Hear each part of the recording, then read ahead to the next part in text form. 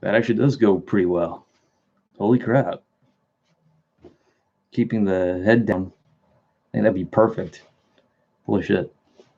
So yeah, I'm kind of like dressed up in a weird way for this occasion. So I think what I'm going to do here, I've already got the link shared, so I'm a little bit ahead of the schedule here. So what I'm going to do, we're going to get a little bit of some music going here to kind of branch off the awkwardness here a bit. So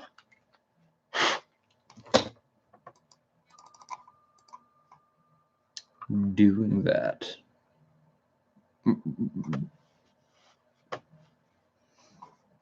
And yes, I am dressed up as an outlaw. That is the name of my game. And tonight, because technically it's 6:46 out here, and it's already like nighttime, as you can tell. The daytime is not there. So what I am going to do, I am going to get some music popping up in this biznitch. Bum, ba, ba.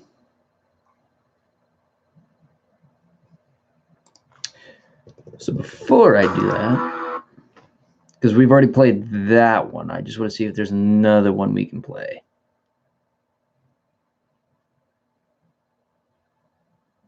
Did we play this one already? Concrete Forest? It's from Stevie Wolf. We live in an era when our cities... Yeah, I've played that one.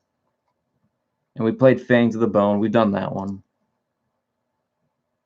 It's 9:46 for you over there too? Okay. So I take it to live all the way over in the east, because I used to live in the east, so that's how I would know. There we go. Reverse. You know what? I know just the thing.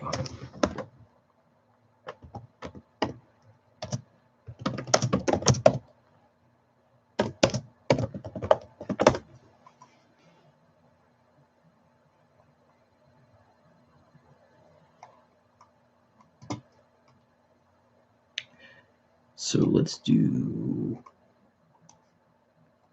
bingo. I know. And then we'll get into story time.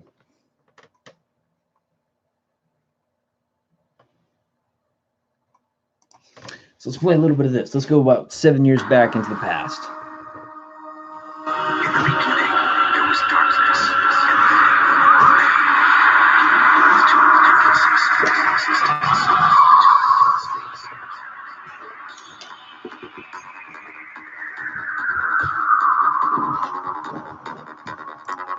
We're playing Stevie stuff so that way we don't get copyrighted by other people from other bands, because, you know, and this is a way to promote Stevie stuff. So East Coast,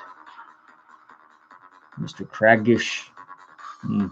Speaking of New Year's, I'm going to be getting some scotch for New Year's, so I'm going to be drinking to that. Hello, Chelsea. Well, a lot of my admins are here too, so that's pretty awesome.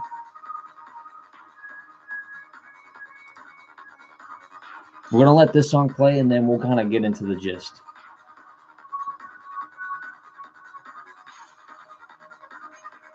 Which, by the way, let's go ahead and share this.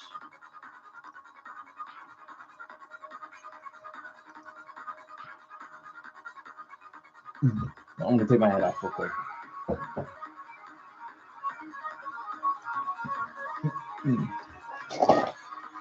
Why not?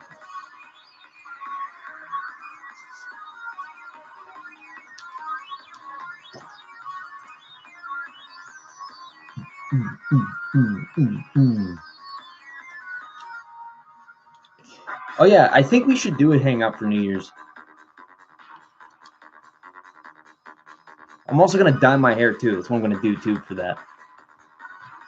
So real quick, for those who don't know, this is Stevie Wolf's Cybernetic Shredder, which is to Axiom, which I'm going to link down here. Kick ass. So I think that's the thing I'm going to do. I'm going to keep promoting Stevie stuff through here. That way people can go check it out. Because I really do think he actually does deserve a lot of credibility and a lot of attention for that. Can't hear me? Hold on. Chelsea, can you hear me?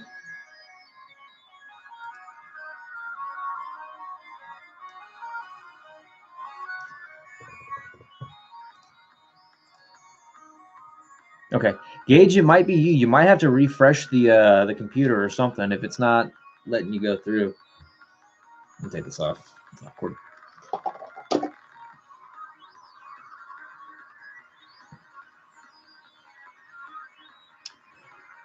Whew.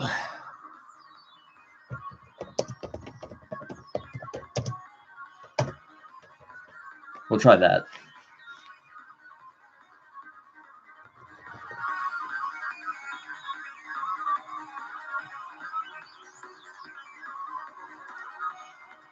I honestly wish there was a way we could have actually see. Here's the thing: I actually got the actual stream to work through OBS. I finally got it to work, but it lags like hell. So I need to find an alternative way to make that run a little bit more efficiently. Okay, cool. As long as you can at least see stuff. So in terms of the streaming, as opposed from webcam or mobile, the other one for just streaming itself through OBS. So I have actually made a step in progress, but now I got to figure out a way to get that through so that way there's no buffering or delay. And I really want to get it into the way Stevie has his way of streaming. So I'm gonna try to get that to work. CT, how you doing? It's good to see you, buddy. Sorry, I'm like messing with my hair, but we're fixing to do story time here in a moment. But we're not gonna let this play out. Okay.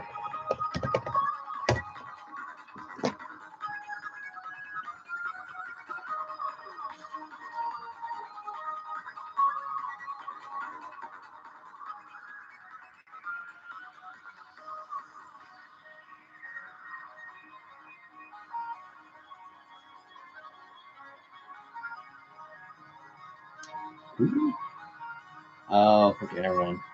That was actually good to hear. Let's see. That's the exact problem I was having with OBS. Yeah, I mean, I am having no problems with OBS, but at least now I figured out a way to take it a step further in terms of progress. So if I can find a way to get that sort of stuff improved, we'll be good in no time. We'll be able to improve. We'll be able to actually see what I'd be responding to and all that stuff if we're doing a lot. I do actually have a bit of news, and I'm not going to say specifically in detail who, but it's a term of what. So you'll find out. It has to do with Mike and actor and Joyce Sparkles, but it's not anything. Well, let's just say I'm sort of Easter egged in the whole thing, but it has nothing to do with me per se. It's that certain people that I know may be doing a response in terms of people like Joyce Sparkles and Mike and actor, but it actually has nothing to do with the fact that I'm a part of it.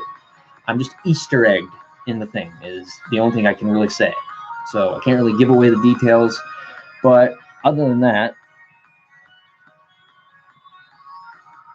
you don't have to apologize, CTA. Family, Christmas, those things are the big priority right now. If you need to spend time with family, do that by all means. You are not pressured, and don't be ashamed at all. All good in my book.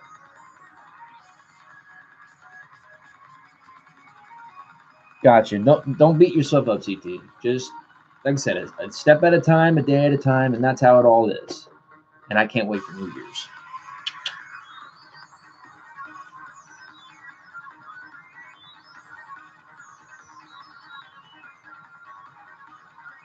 She comes after me. She comes after me. But the thing about it is that I really don't have any ill gain towards her anymore.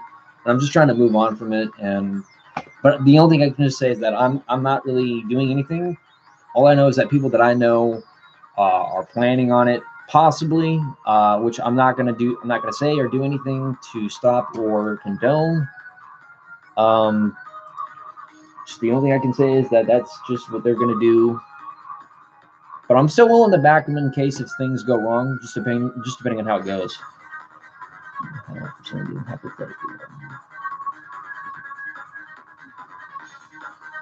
See, it's a little bit difficult to say. If someone gets shat on in terms verbally, you can't really take it personally at the end of the day because, for one, they don't really know anything about you per se.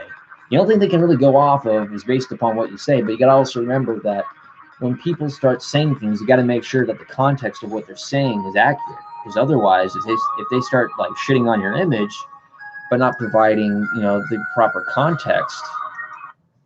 That's pretty much the ending of the song. If they don't provide the proper context of what you're saying or what you're trying to argue, then yeah, you have to just be careful with what you say. But sometimes if you can't really take them seriously because they're just going to shit on you, I wouldn't really hold it to any standards. But if there's like some sort of like, if they start like falsely accusing you of something, then yeah, you might want to address, you know, the issue right there, you know, full and center.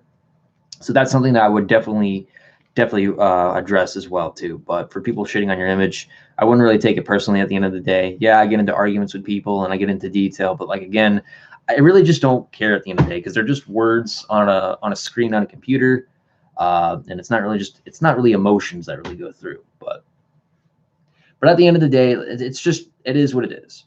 It's just what, you know, some old friends told me: can't take it serious, don't let it get to you, and you know, like I said, it's just words. All right.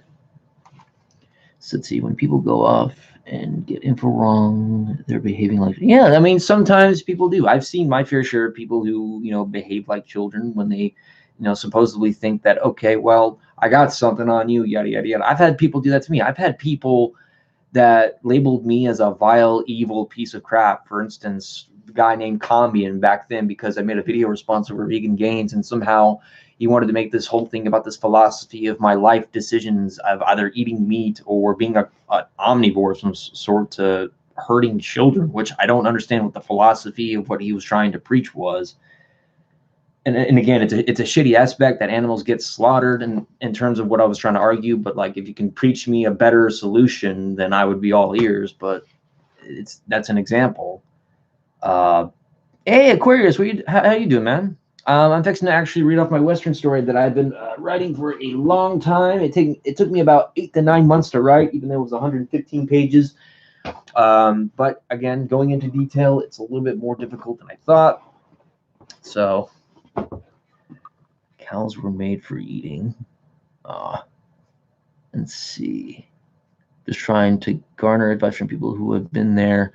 I mean, I will say this is that just be careful who you talk to and be careful from where you get the advice. Like, I'm not an official person to take advice from, but what I will at least say is that just believe in you, be confident in yourself, and just don't let people try to just walk all over you. I've had that happen to me many times, and someday I still have that happen to me. And you just gotta figure out the right place and the right time to, you know, to pick the right words and to pick the right arguments.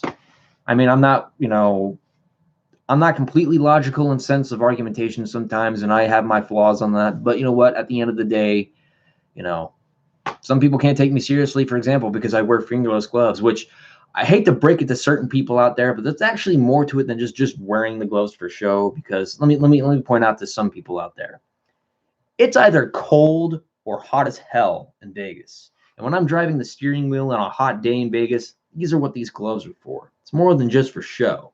So I just wanted to break that out. But it's also cold out there, and I've also been kind of like lifting some heavy stuff, and my hands have been so cold, and these are the only thing close enough that are to any warmth that I'm going to have, besides the air conditioning and heating. Let's see. Winter thrash. Yeah, winter. I love fall the best. Pick the right hill. Oh my gosh. Okay. Wait. Before we get into the story, I so have to share this. If you guys have seen Team 4-Star, I have to share the Bobby Hill and Cell post right here. It's so funny. I have to just show it. Where? Oh yeah, no. Here it is. It's right here. I'm not going to mention specifically who, because this is a group of people that I've actually had problems with in the past, and I don't want to bring them back up, but you know, it's just how it is.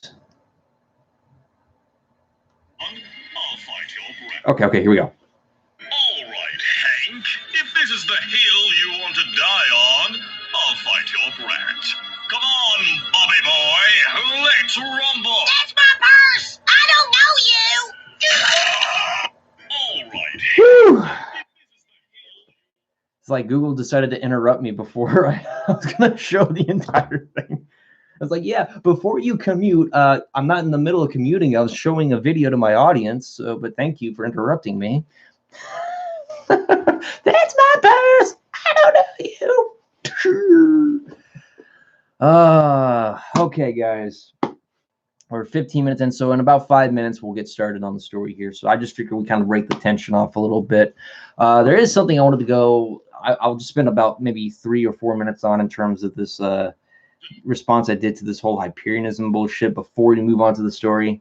So we still got 5 minutes. Let me go ahead and go over a little bit here. So there was basically a post from Morgue on YouTube, from Morgue officials saying that people are NPCs. They lack the ability to rationally examine a system, the worldwide view built on fallacies. They will only believe authority figures espouse or what their masses follow. It's time to reach a new level of consciousness and pull the world up to us. Here's where I have a major problem with this crap. Slashing 80s, good to see you again. And Christopher. So, and yeah, dude, I actually like, I like the gloves for that too. Starflame, oh my gosh. Cool that you're here too. So this is what I say to Morgue on terms of that.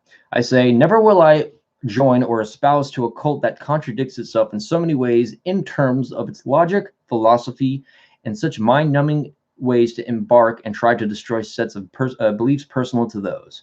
It's one thing that I understand to oppose extremism or forced beliefs, but it's quite another to manipulate your own followers to spread so much disrespect to others that believe differently.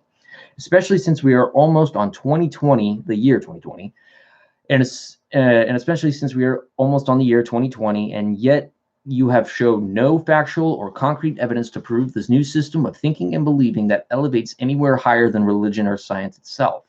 I can't even take someone serious who believes that classical mechanics is replaced by quantum mechanics and believes that the material world is fake, when obviously everything that we can physically touch is pretty damn material to me. The only NPCs on the world are the people that don't do anything to make the world a better place. It pretty much all drives down to the core of the golden principle to humanity: respect. I pretty much capitalized the word respect. And clearly you have none. Even as a Christian, I have tons of respect for Satanists, atheists, Taoists, theists, and other types of beliefs and disbeliefs. Here we go. Despite our differences in perspectives, it's because we don't go around to tell others that what someone believes is wrong, and all of us can agree that this Hyperion New Age mumbo-jumbo is a piece of con artist shit compacted with hollow knowledge and veiled sets of morality. Now, I can understand I kind of contradicted myself a bit with that statement there, but a collective system of beliefs different to my own came to an agreement that this Hyperion crap is a bunch of bull crap. I'll be honest, though. You nearly had me. Oh, no, I'm sorry. Is hollow knowledge and veiled sets of morality. That is why I will never join this. I'll be honest, though. You nearly had me years ago until, shocker, a Satanist had convinced me that what you are doing is not only brainwashing, but ultimately scamming your followers with no absolute truth to the answers of consciousness or to the real world's functions. Not buying it, Morgue. Let's see. Slashing Hades plus things. Support your atheist friends. I don't think I have artist friends. Wasn't this? It's more the Morgue official guy who's like the John 5 ripoff. Hey, Karen. So the thing is that Satanist who I was referring to is Stevie Wolf himself, the guy who convinced me that this Hyperion stuff was a bunch of bullcrap. I nearly was fed into this. I nearly fell for Hyperionism until I found out that, oh yeah, all this turned out to be a bunch of mumbo jumbo because someone said that the material world is fake and that everything that science has taught us is nothing more than a bunch of lies spread by these people who just believe in materialist empirical sense, which again contradicts so much. Got a few seconds left. Let's see.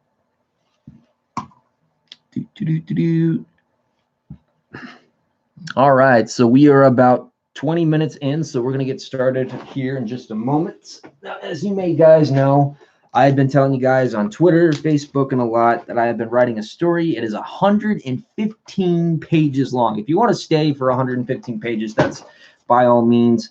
Again, you're not forced to stay here. You can leave at any time. Trust me, I don't want to bore you or whatnot. But a story that I've been writing, and this is not the official one. I have to revise it. I have to re-edit it. But I printed it out as soon as I could because, I've been working on something on this for years. I've actually had the idea adapted in my head for years, and I never wrote the story. And I've had to make so many changes to it.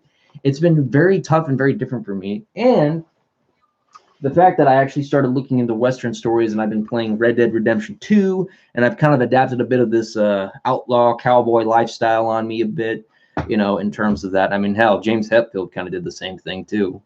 So with that being said, and yes, good to see you, Lourdes Mercedo. My Christmas has been pretty well, and I hope everyone else's Christmas, Hanukkah, Kwanzaa, or anything else has been terrific. I hope you guys are doing well.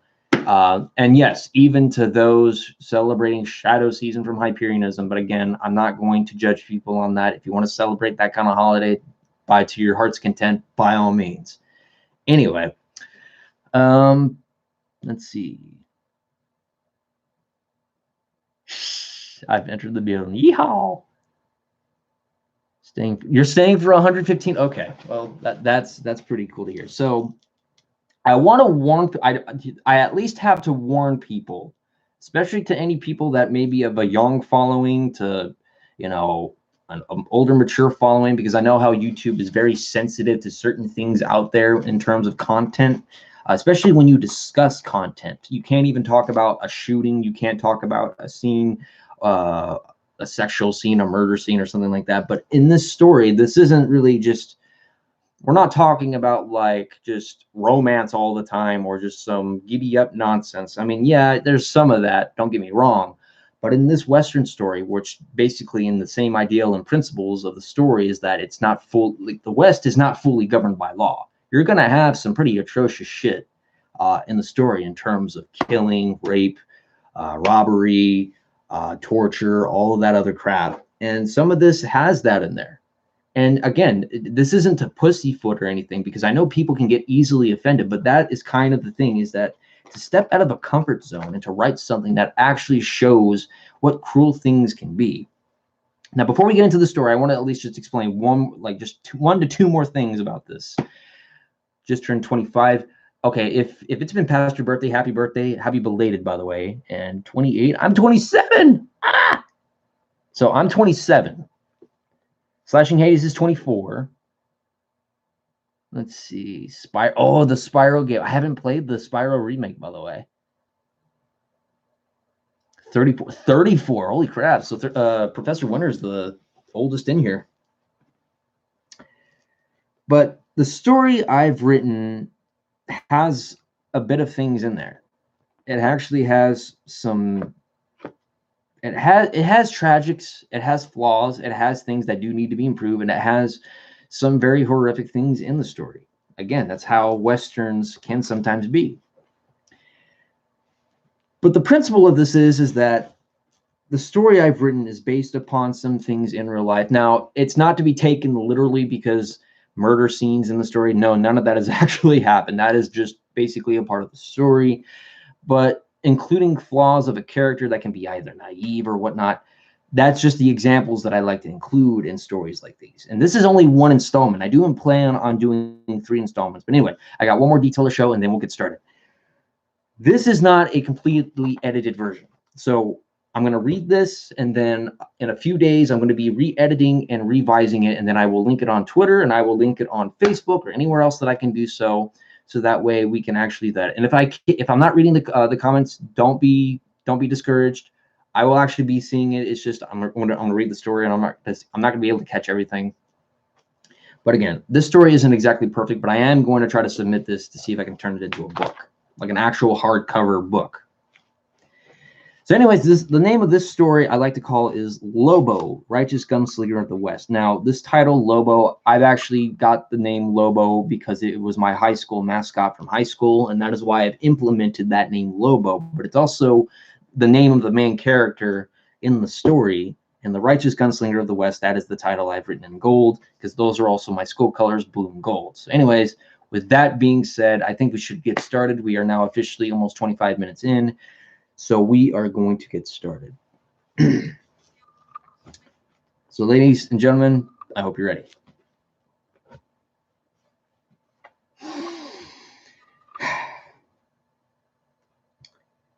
Every day was like breathing in dust to my lungs.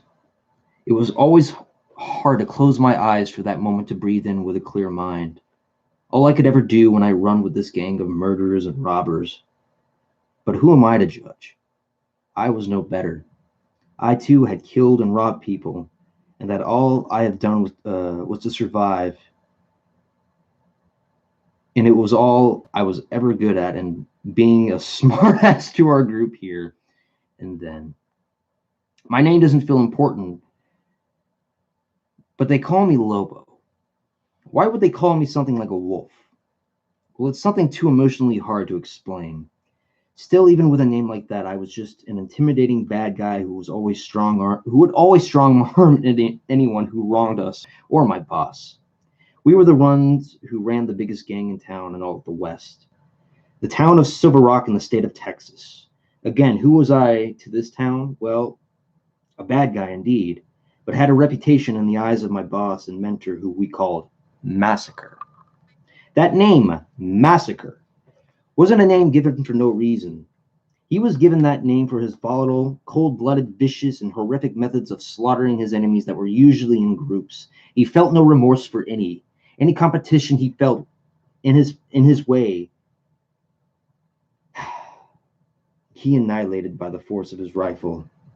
Or he sent us in his place, but compared to us, we were more like mercy killers compared to a man that was of an element of violent storms and bitter harvests.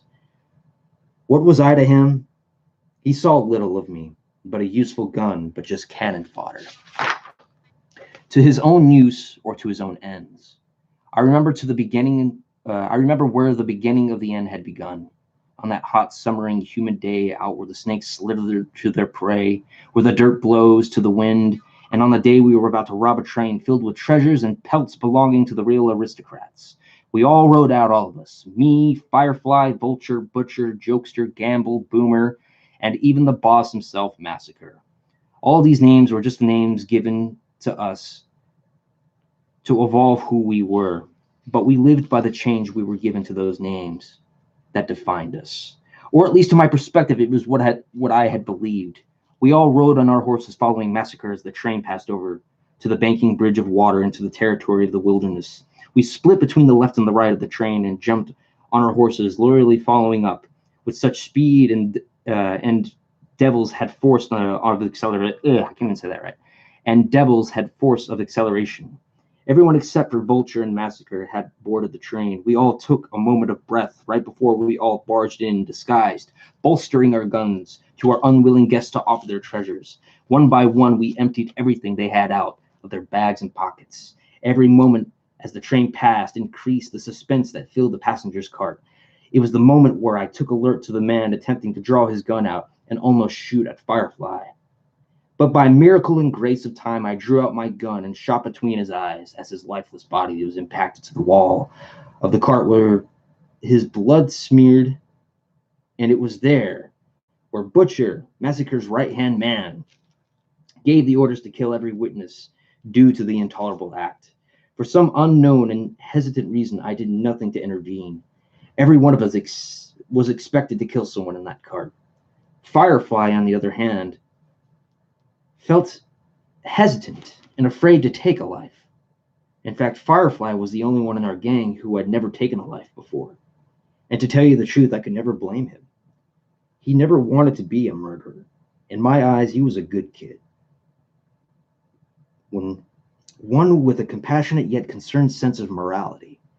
But it was his own principles and morality that Massacre had seen weakness, that he believes one day would compromise his plans of the future. Firefly had pointed his gun at a frightened man, but he felt hesitation and shaking all within his hand. The deathly fate of a man now burdened within him with the exerting force of command. But before he could make any decision, Butcher severed the moment himself by shooting the bystander in the head for him, thus creating such scold and disappointment for Butcher. Firefly stood silently for the few moments while we ransacked the cart, gathering the goods for ourselves. It was a terrific take, though. Over $5,000 worth. Seemed worth it in the end. Or was it? Let me stop there for just real quick. Let's see. Clockwork Orange vibes. Okay, I didn't expect that. my gosh. I'm singing in the rain. Oh gosh. This was before the whole boomer millennial thing happened, by the way. This was actually like 2 months before that whole boomer millennial thing, by the way.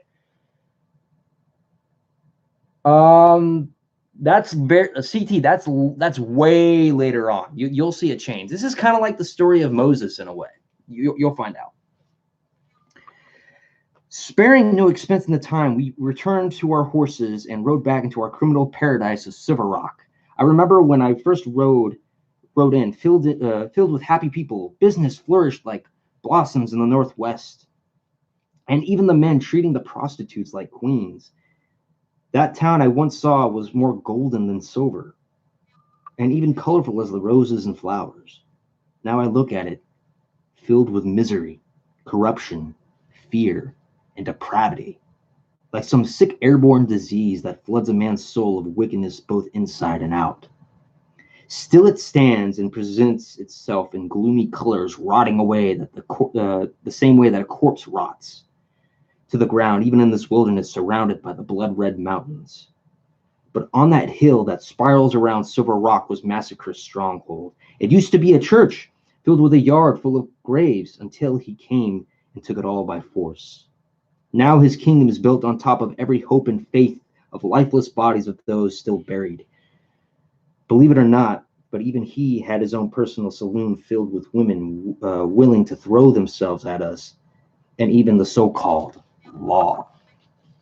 Yep, even the law had its hands in the town's demise to flock of corruption. We all gathered to the top. I, for a quick moment, peered over the crowd of people walking and working down below us. It was rather depressing to see a town of brown and black that blended with the gray shadows that swallowed the ground. Me and the gang returned in Massacre's dream home to drink and stash our goods into his vaults for whatever future we had planned. But for that time being, I didn't think much of it. We were all pitching our own tents, and I do mean sexually and literally. For the ladies and for the settling in our camp after the indulgence with the women, but Firefly didn't partake. Instead, he gazed out into the sunset, with one leg on a rock and the other on the ground, just peering. I could tell he was troubled, so I went over to talk. Now, I may be a bad guy, but I wasn't completely cold and heartless. Firefly, out of all people, at least opened my eyes a bit out of life, even for a kid who was only 7 years younger than me. I mean, hell, I was only 26 at that time. I stood next to him, standing with both feet on the ground, crossing my arms, still expressing a genuine attitude of respect to the kid. I mean, he did always look up to me. Said I was different from the gang, but still I couldn't see it. I'm no different, and I'll always most likely die a death deserving of what bad men get. But still, he talked to me. Lobo, Firefly said, am I such a coward? I just couldn't do it, you know. It just didn't feel right. I paused myself while looking down, trying to think of something right to say. Firefly, or should I say, Jackie. Cowards hide behind people. They hide behind excuses or hide behind their own true selves. But you, kid, you're not a coward. You're just a kid, and honestly, kids your age shouldn't be doing that. Hell, not even at all. But we all got to do what we got to do. It was what I was raised to do. Lobo, I know it just feels immoral. Me too, son, me too, I replied. Funny thing for me is that to you, though, I never killed an innocent person. Well, except for a person who wielded his gun at me, but maybe the other that no one, to me, I feel is innocent. Look, sometimes you got to make a call in those situations. I understand, Lobo. Please, Jackie, just call me Han. Or, if you'd like to use my full name, just call me Han Burton. By the way, what was your last name? I never got it. My last name? Shuddered Firefly. It's Mateer. Jackie Mateer. Listen, Mateer, I'll talk to Butcher and get you off the hook. But you have to remember to listen to them, okay? Moral or immoral, if you're going to survive or succeed, you got to get your hands dirty. If you think about it, them aristocrats most likely weren't even given innocence to begin with. Those bits of treasure or the bonds we took off them, well, what I realized, it's blood money. Even I overheard one of the passengers' conversations about using a family against their will to dig for gold before being forced to dig their own grave. I'm going to stop right there for a moment. The boomer stuff. Gunslinger vibes. I like that. Thank you. Any last words you have to say? Okay, boomer. Oh my gosh. You know what? I might just write that. I might just rewrite that into the story. Oh my gosh. I like that. My YouTube keeps breaking. Please, Cthulhu God, cut me some sort of slack today. Oh my gosh. Thank you, by the way, Todd. That's so funny. I placed my hand on his shoulder. I didn't even type that right. I placed my hand on his shoulder to ease his troubled mind, since he did look up to me. Just try to get some sleep, Jackie. He slightly smiled and nodded as he returned to his tent, which was just outside of Massacre's personal saloon. I'm getting sweaty, so I'm gonna take this off for a moment. Yeah, another thing that all of his trophy women slept inside his palace with him was, as all of us slept in our tents outside in case of any insurgency or rebellion in our parts, I returned to where the boys were continuously indulging in the revelry or dancing ladies, as well as we all drank beer and whiskey, laughing and singing.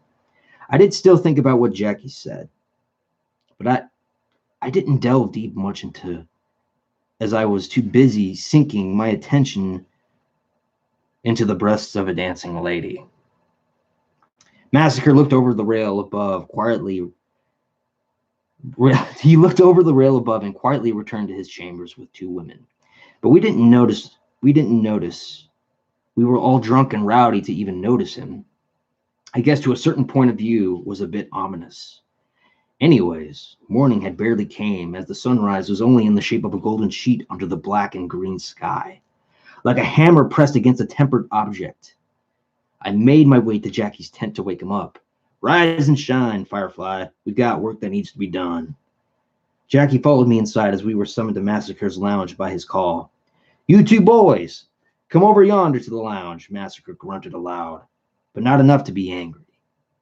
Me and Jackie entered while Massacre was smoking his cigar and lounging from his chair with his pristine boots that rested on his desk. I've got some work for you two that needs to be done. He handed the slip of list of tasks that needed to be done right before nightfall. It read, number 1, obtain debt from a Fred Oakley at Steed Pond. Number 2, delivered stashed goods to business partner Ruzy Kramer and collect money. Number 3, collect a debt from a Mr. Phyllis True in the town of El Marico. Number 4, confiscate weapon wagon from the gun store in El Marico. I'm going to stop there real quick. So we're up to pretty much two main characters. Lobo, who is also known as Han Burton, and Firefly, who is known as Jackie Mateer. These are the two characters you want to keep focused on mainly. These are your two main characters. So, but in case if you forget the name, just remember Lobo and Firefly. But Han Burton is the main character, and Jackie Mateer as Firefly is pretty much the secondary main character or the secondary protagonist to that story. So now that we know. Continuing, I read over and handed it to Jackie. Seems simple enough, so we'll take care of it. Good, I bet it will be. Now off you go, Lobo and Firefly. Massacre dismissed us, and we mounted up on our horses and rode to the pond, first to meet this Fred Oakley. After the patience of 20 minutes, he arrived, and instantly, by even looking at me, he recognized that Massacre had sent us. You men here for the money? Said the frightened man. Damn straight, Mr. Oakley. Do you have it? Yes, sir, I do. I will get it right away. He ran inside as I stood in front of the house and instructed Jackie to go back. But like a good doggy, he makes his way back with the money he owed. Thank you, Mr. Oakley. It's good to know that you show much cooperation to our gang. You know what they call our gang, Mr. Oakley? No, sir. Dare I ask what they call you? The Crew World Gang, Mr. Oakley. You done right by paying us every penny. That'll make the boss happy. Just remember, though, anytime you owe and don't pay will be a broken bone personally from ear to ear. I antagonistically spoke to the man. Yes, sir. If I do need the money, I will honor it.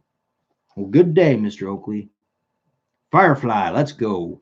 Jackie and I continued onward with the goods to deliver to Massacre's business partner. As we reached our contact immediately, I tossed the bag to him and yelled out, Massacre will be expecting this payment in return at the end of next week. Then we made our way into El Marico. El Marico is an important part of the story, by the way. So that's an important part of the town that they're going to. You'll find out. Now, El Marico was quite the opposite of Silver Rock. This town sat next to a wide riverbank where the bridge connects to the edge of the paradise to the other side of the river. Every local seemed to be at ease and diligent to work. Me and Jackie rode in and hitched our horses just right outside the blacksmith's, and we moved through the crowds of people on such mango-colored dirt to one of the houses where Phyllis True had lived. Jackie narrowed down the location to a red and pink house in between a church and a sewing shop.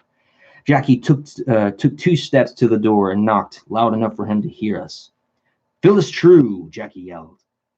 Me and my friend here was sent by our boss, Massacre, to collect. Let us in now. Without a word, the shaky and twitchy man opened the door as we both made our way in, touring at our own will and somewhat self-entitlement. So, Mr. Phyllis, do you have the money you owe Mr. Massacre? I asked. The twitchy creep kept throwing excuse after excuse to me until he spoke the words that brought the next few moments to a violent turn. Sorry, I just don't have it. Massacre just doesn't make things necessarily fair and timely. If you could just give me till next week, I can. Before I even can let him finish his sentence, I tossed my arm around his shoulder and walked him to his room. Mr. Phyllis, I gotta say, I'm mighty disappointed. When you take money from my boss and you don't pay back, well, then I'm afraid you're just going to have to learn by example, starting today. Suddenly, I began to beat him with tremendous force through my own fists till I threw him against the wall. Next to punishment was me kneeing him in the gut. Phyllis, I aggressively yelled, you're going to get my boss's money next, or I'll start breaking every bone in your twitchy hands. He shone in terror from physical world of hell that I put him through. Okay, sir, I promise. I will, I promise. He terrifyingly submit, and I told him straight to his face. You have 24 hours before me and my gang come back. Get the money, Mr. Phyllis, or we will have a serious and grim matter on our hands. Jackie walked out first, and I followed, but not before I took a jeweled ring from the counter. Consider this compensation for a wasted trip, I replied scornfully. We had almost finished up, but quite unexpectedly, didn't notice that we had arrived in town way too early and that the weapon wagon wasn't due for another 2 hours. Jackie, let's head down to this saloon for a bit. We still got time to spare before getting our job done today. Sure, hon, let's get something to drink. We went inside of the saloon and noticed how crowded it was, but to our surprise, no one in the saloon seemed to know who we were. But I remembered that El Marico was new to the map, and that no idea of 2 men in the most dangerous gang in their presence. But we didn't need any heat at the moment during our job. So me and the boys sat down at a table and drank beer or 2 while we talked. So, Han, I never asked you any questions about yourself. You mind if I ask? I nodded, as if I didn't feel anything wrong by telling him, but I said he was a good kid. And even for a vicious son of a bitch like me, even needed a friend like him. Sure, kid, ask away. Where exactly are you from Texas? I can tell around from Silver Rock to this oasis that you hail from somewhere farther.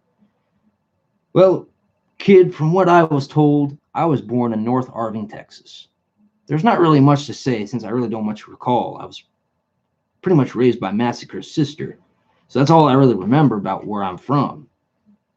Okay, how old were you when you first killed somebody? Jackie asked, more seriously. I was probably 12 or 13 when I killed this man who tried to steal from Massacre. And well, that man attempted to kill me and Granger. I mean, as far as I can even recall. Okay, that I understand. To survive, and at least it was out of defense. But another, I have to ask: was this Granger and her brother like her actual family? I scratched my head for a moment as I thought about to think about a complex answer. Boy, sometimes I feel dumb trying to explain. Now, see, Granger and Massacre are the ones who raised me. Well, Granger herself is the one that's been doing the raising, but she didn't feel like no mother to me. All I know, kid, is that I'm just some pathetic, angry orphan. I don't know anything about my heritage, my family, or my roots. All I'm good at is shooting, fighting, robbing, and killing people, more deserving and throwing myself at the ladies. What about you, kid? You had any family or people you loved?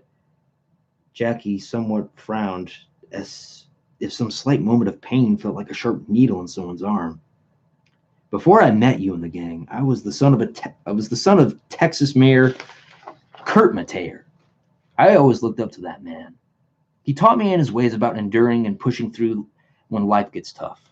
He'd always bring me home some jerky from the store when his job of overseeing a town was done.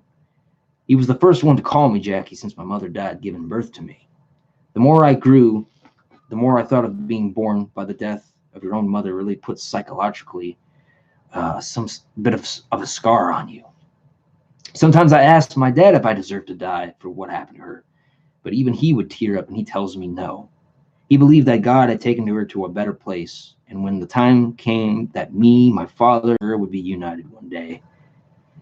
To even make matters worse and more sad, my father was killed by a Klan member for sheltering a black man.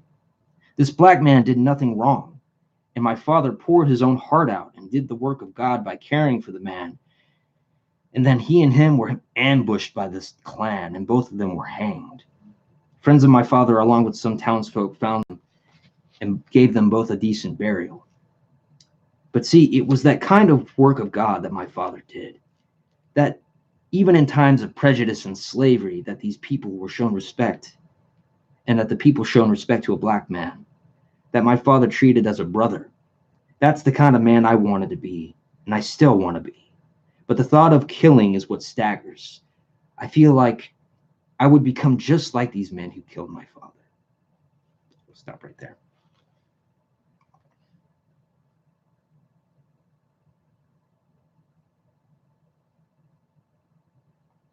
Wow. The year of this story is supposed to take place in the 1800s. I haven't gotten to the year just yet in the story because it'll probably be revealed in due time, but it's in the 1800s. But this is way before the Civil War.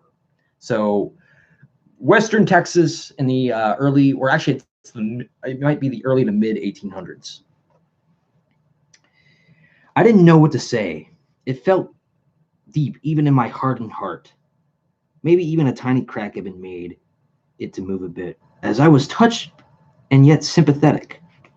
I'm sorry, Jackie, I didn't know.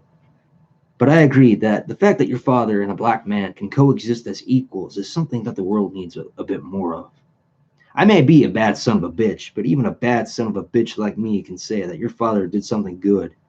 And people should follow that example, because when you look at from his point of view, he died like a man, and he died for what he believed the world can be. Jackie somewhat smiled, yet a lingering facial expression of guilt and sadness had still remained in his eyes and mouth. We continued to drink our second drink, and out of the corner of my eye, I suddenly noticed this majestically beautiful and mysterious woman walk over to the bar.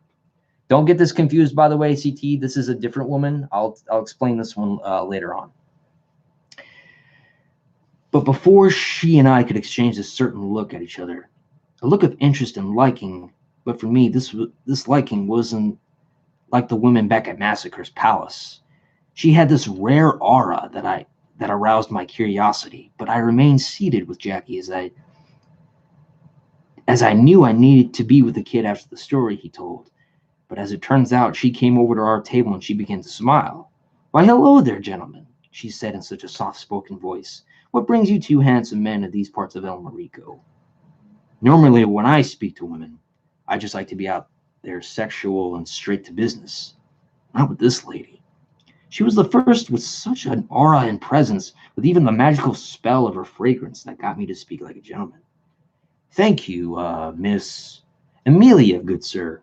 Amelia Marie. I stood up and removed my hat from my head and spoke kindly to her. It's a pleasure to meet you, Miss Marie. And me and the kid are just here wandering through and seeing such a delight here, I responded. She looked more flattered as I was just lost to her eyes. Well, I'm glad you both are enjoying yourselves. And what is your name, and the boy? I'm Han Burton, and this here is Jackie Mateer. A good kid. He's like a little brother to me. She shook both of our hands, but in such delight looked back into my eyes, almost hypnotizing me. You know, Mr. Han, if you ever come back to Elmerico, you should come see me. Maybe we could get to know each other, and I can show you more of this pretty little town. I felt more cracks in my heart grow as I became more reeked into her liking for me. Well, anyways, I have to go. I hope to see you soon, Mr. Burton. It's been a pleasure to meet you and young Jackie here. 1 second. All right, Weezy, you want out? I'll let you out. I know, but I'm trying to read the story here.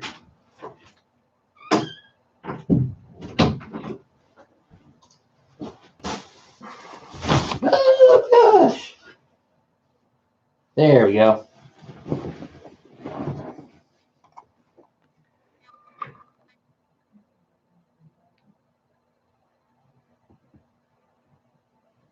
It's a younger man who was raised by a godly man who was killed or by harboring a bug. Doesn't feel comfortable killing because he feels like it makes him more becomes. So yeah, people catch on because yes. So the secondary character Jackie is hesitant to kill because he feels like he's going to turn into the people that killed his father. Not necessarily like a racist guy, but like just a murderer in general. But yeah, you catch on. Yeah, new woman comes on. Oh, let's see. Where were? Okay, so we're right here. And it was that moment there she had me in my heart. Suddenly, but slowly, those metaphorical cracks in my heart began growing. I wanted to see her again, and I planned to do just that. She left out through the front door, but before she left, she looked at me with such a treasured moment of a look before blowing me a kiss. I blushed and nodded my head and sat back down with Jackie with such an expression. Oh, Jackie boy. That woman just made me feel different in such a different way. I mean, I've never fallen in love before, but I think this is it. Jackie nodded and grinned and encouraged with his words. That lady is definitely into you. You should definitely see her soon. We both nodded. It was weird yet good. I have never had my heart feel so different from what I have always felt. But later on, 2 hours had passed, and we noticed the wagon had made it to its destination out the window. We both walked quietly around the corner and waited for the driver to go inside his house because of how stupid this man was to leave his weapons in a wagon filled with people. Nevertheless, me and Jackie took advantage of the time given to us and snuck the cart out as the people left. As our horses followed us out, we both rode miles back to Silver Rock until the distance we saw about 3 men blocking the road to where we needed to go. We stopped the wagon when we saw the weapons they drew out. Excuse me, friends, but me and the boy here need to get this wagon delivered before sundown. Now, I'm not looking for any death today, but if you want to try to threaten me and the kid here with your weapons, then I might just oblige myself to shoot the 3 of you in the knees and make you crawl to death during this hot damn day, I said, threatening like. Oh, no, you're fine. That doesn't bother me one bit. I actually enjoyed looking at the summarization. It's actually pretty cool. What kind of scenes are you thinking of? In terms of scenes, it's just more to kind of, the scenes I'm really doing is kind of building up like the very start of a romance, while kind of like starting the character who believes he's bad, which, yeah, I know in ways he's bad, but like you'll see how this slowly kind of turns out. The 3 yokels laughed as they pointed their aim all at me before they idiotically unfolded the information from their mouth about their motives. You, Lobo, Massacre's deadly gun? Well, it just seems our boss has been looking for your boss and your little gang. It looks like Dust Devil's gonna be pleased with bringing you sons of bitches to him. The middle yokel told. Oh, really? Dust Devil? Of the Dust Devil gang? Yeah, I heard about that gang, the one my boss used to be a part of. I tell you, Massacre is one vicious son of a bitch, but Dust Devil is due to face his end for all the wrong he did in the world. Compared to Massacre, Dusty is more deserving for a hanging. Now I'm giving you three one more chance to lower your guns. Hold on one second. Before I be the one to send a message to your boss, with all your knees catching a bullet and then you bleed out to death, or you can let us go, and we can go about our day. Your call, folks. They laughed and mocked, in which happened to be their biggest and final mistake, as they all turned their heads laughing and gawking at my threat. But it was more enough that as I drew out my pistols and emptied every chamber of my gun into all of their knees. Now all they could do was scream and crawl. Jackie didn't like what he saw, but he understood why. These weren't good men. They were Dust Devil's goons he hired. Stupid yokels, but as it turns out, these yokels tortured, murdered, and even raped passing folk. As far as I'm aware, I did the world a favor, and that is one bit of action I never regretted. Jackie, let's go. We don't have long. We both rode our wagon out with our horses still following, and Jackie again had questions. Han, I was just curious to who this Dust Devil is. And I responded. Well, Dust Devil was once Massacre's boss from his gang, and he was his right-hand man during his so-called golden days. Anyways, Dust Devil just so happens to be one of his biggest enemies and business rivals. I tell you, the man has done almost everything wrong in the book. Murdering defenseless families, carrying out arsons to churches, grave robbing, necrophilia, and so much atrocities that I couldn't even describe. That's how evil we're talking about. But enough about death and atrocities. What did you want to be when you were young? Jackie responded to me. Many things, Han, many things. Many things I wanted to be was an artist, but I never had the time to really make art. Another was a carpenter, and well, these sets of events ended up turning my life into this. Those are good professions. You never ever think about trying again for that kind of opportunity? Jackie paused for a moment to delve in the thought. Unfortunately, I've given up these dreams. Something in my mind told me that the kid looked like he could even do something better than dirty filth of work we did. But still, I was foolish and naive before I began to change in the future. Foreshadowing. We made it back to Silver Rock and delivered the wagon. Jackie took it to the bottom side of the hill below Massacre's palace as I went back to speak with the walking Hellraiser himself. Boss, we're back and we got the wagon, I called out. Massacre appeared from the front side of his house and walked towards me in my direction. You did? Excellent. Do you have the money? All of it, except for Mr. Philistrue. We, shall I say, encouraged him to pay what's due by tomorrow, so he'll pay up. Or if not, we'll go back and we'll give him more of a better understanding and means of worse physical pain. Massacre looked at me with a sense of satisfaction and delight. Good. Very good, my boy. You've done me much of a service, dear boy. With Massacre happy, I was as well, which meant an easier day for me to get through, and it barely was even the afternoon. I took a bit of alone time to think of that woman from the saloon. How did she draw me deep? I really fell in love with a beautiful lady with such an aura before. Never had. I was just raised by to get lucky with a woman and go on with my day as if it was just a one-night thing and nothing more. But this was a feeling I felt flowing through as gracefully as the leaves in the fall blowing in the wind.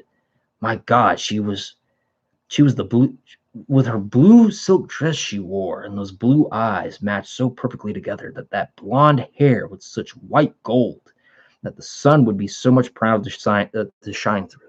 Much brighter than the summers of daylight that shine down and grace the amber waves of grain. She was all I could think of, and I really wished that the next day had come. But my thoughts and plans had to wait, as Massacre had approached me again after talking with Jackie about the men from Dust Devil's gang. Firefly told me about the ambush. Is this true what these men are from? Dust Devil's lackeys? Without questioning anything, I answered immediately, yes, they were. And they also happened to be the grave robbing brothers. I could tell by the story a local told me that they were three. They wore overalls and had scars all around them of their own flesh. Because if this is true, Lobo, this means Dust Devil isn't too far from Silver Rock. And our own kingdom that we all fought for will be in peril if we don't be careful or don't start by taking him out. He is our biggest threat to all of the hard work we have done. I've killed groups of men with no problem at all, but this man is the only one I've ever attempted to put out of his misery. But he always escapes me, every single time.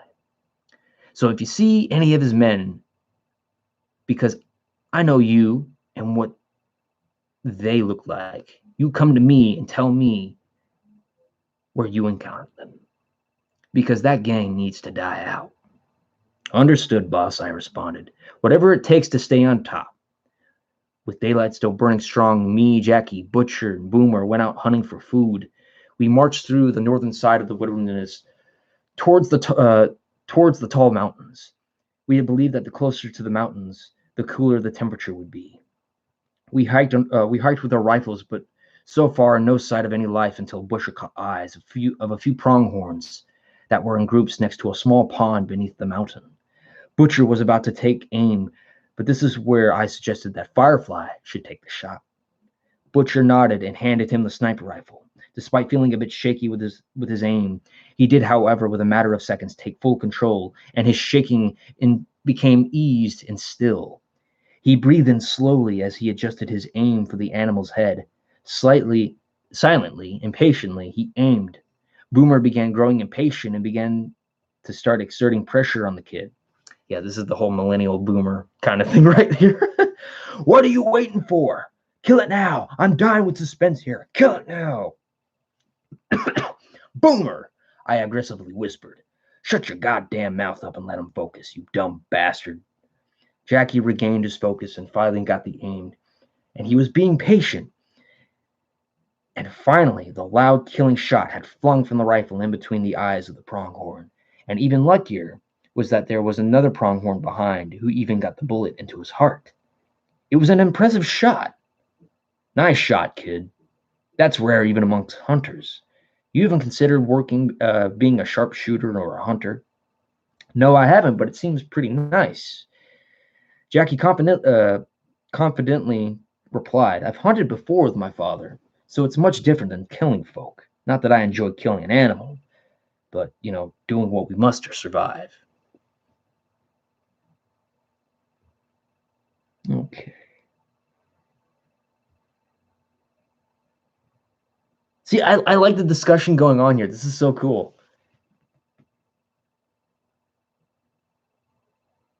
It's more like the wilderness. The wilderness is pretty much where they are.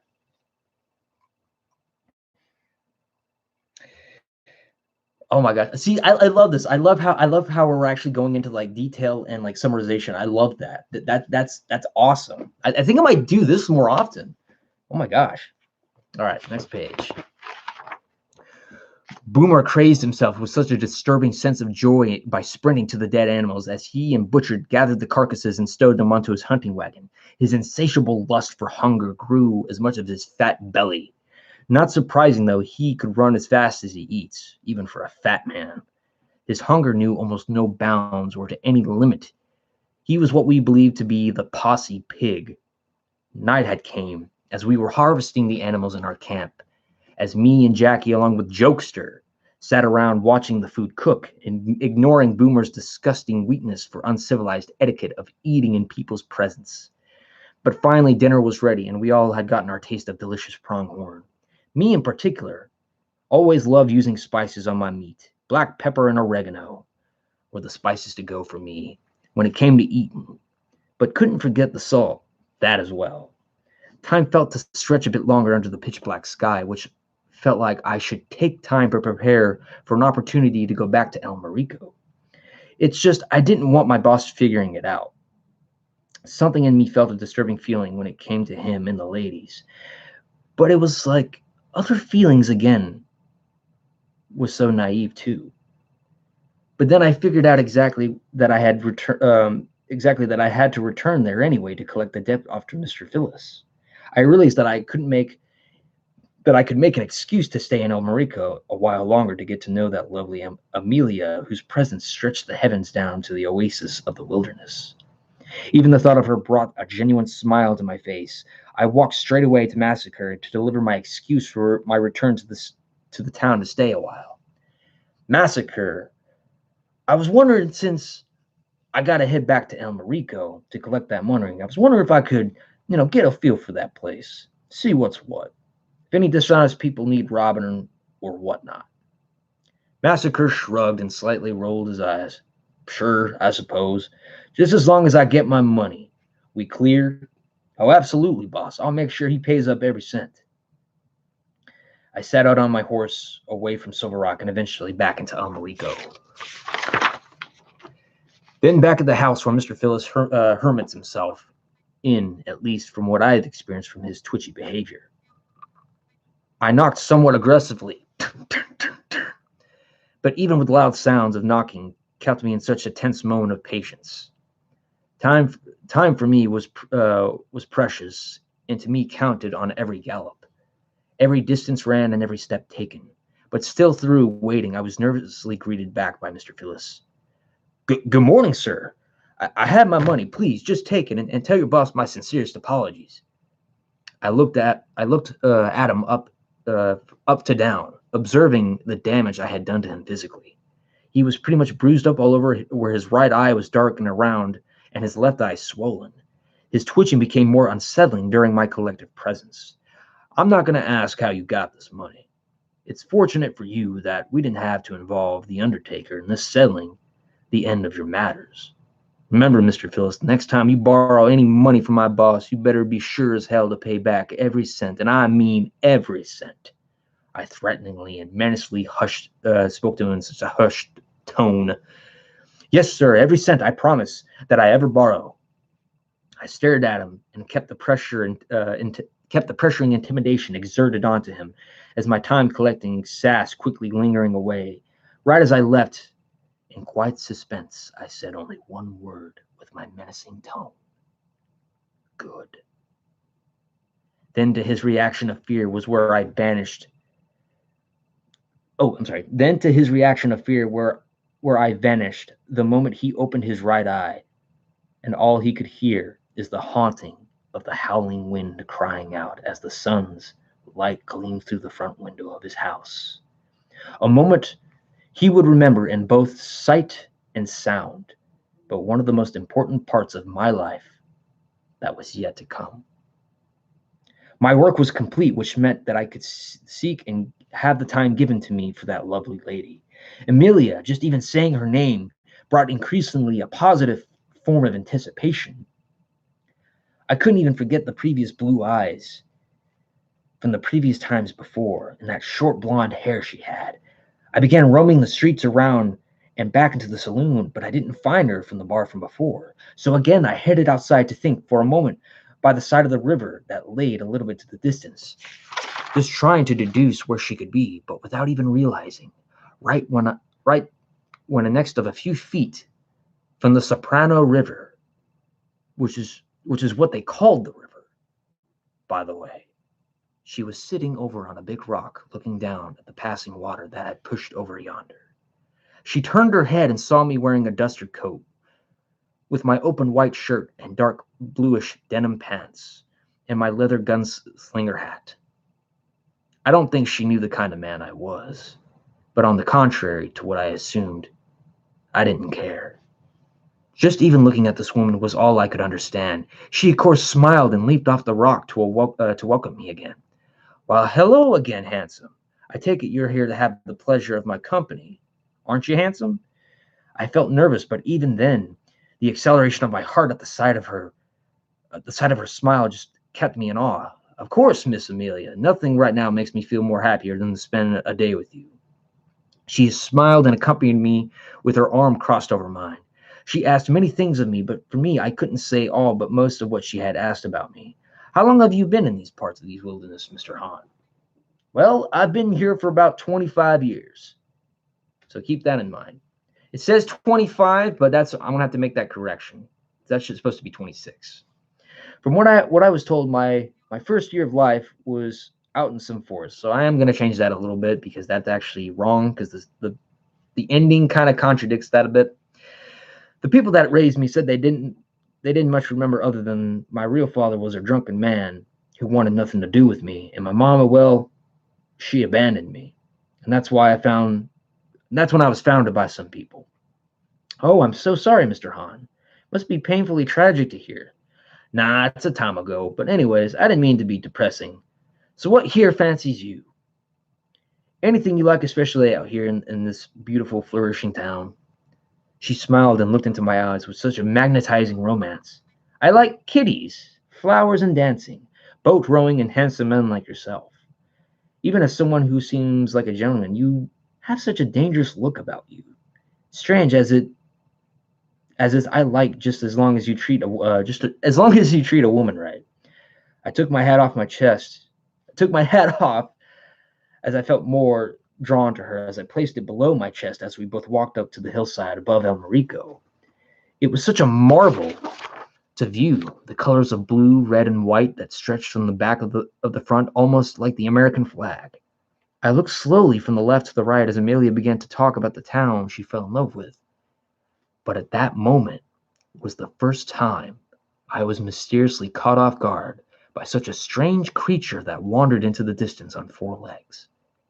A wolf, or should I say, a lobo.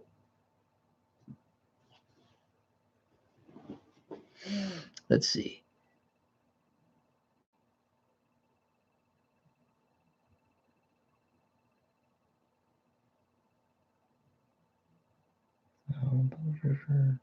Yep, there we go. Something about that animal gave me such a peculiar feeling from such a creature.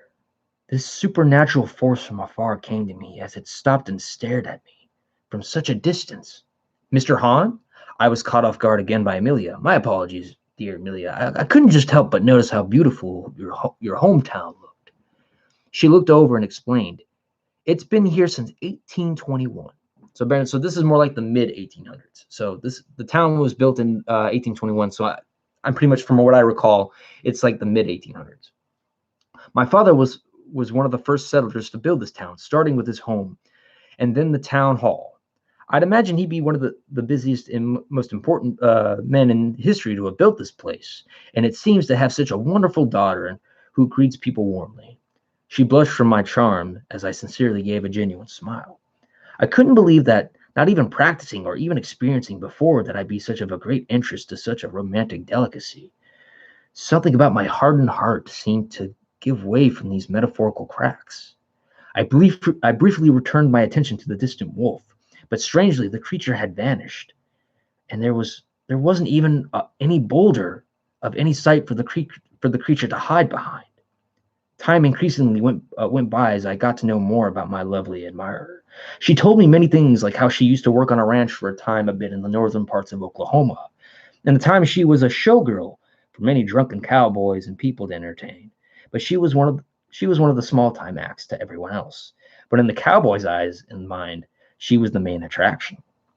In exchange, I did tell her about myself, except the outlaw life I lived, how long I'd been somewhat of a hunter and a delivery boy, but my favorite was when I learned to write poetry.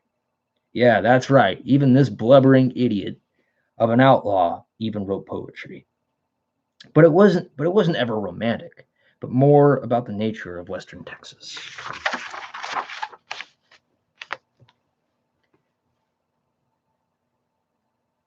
Hey, CT, good to see you're back.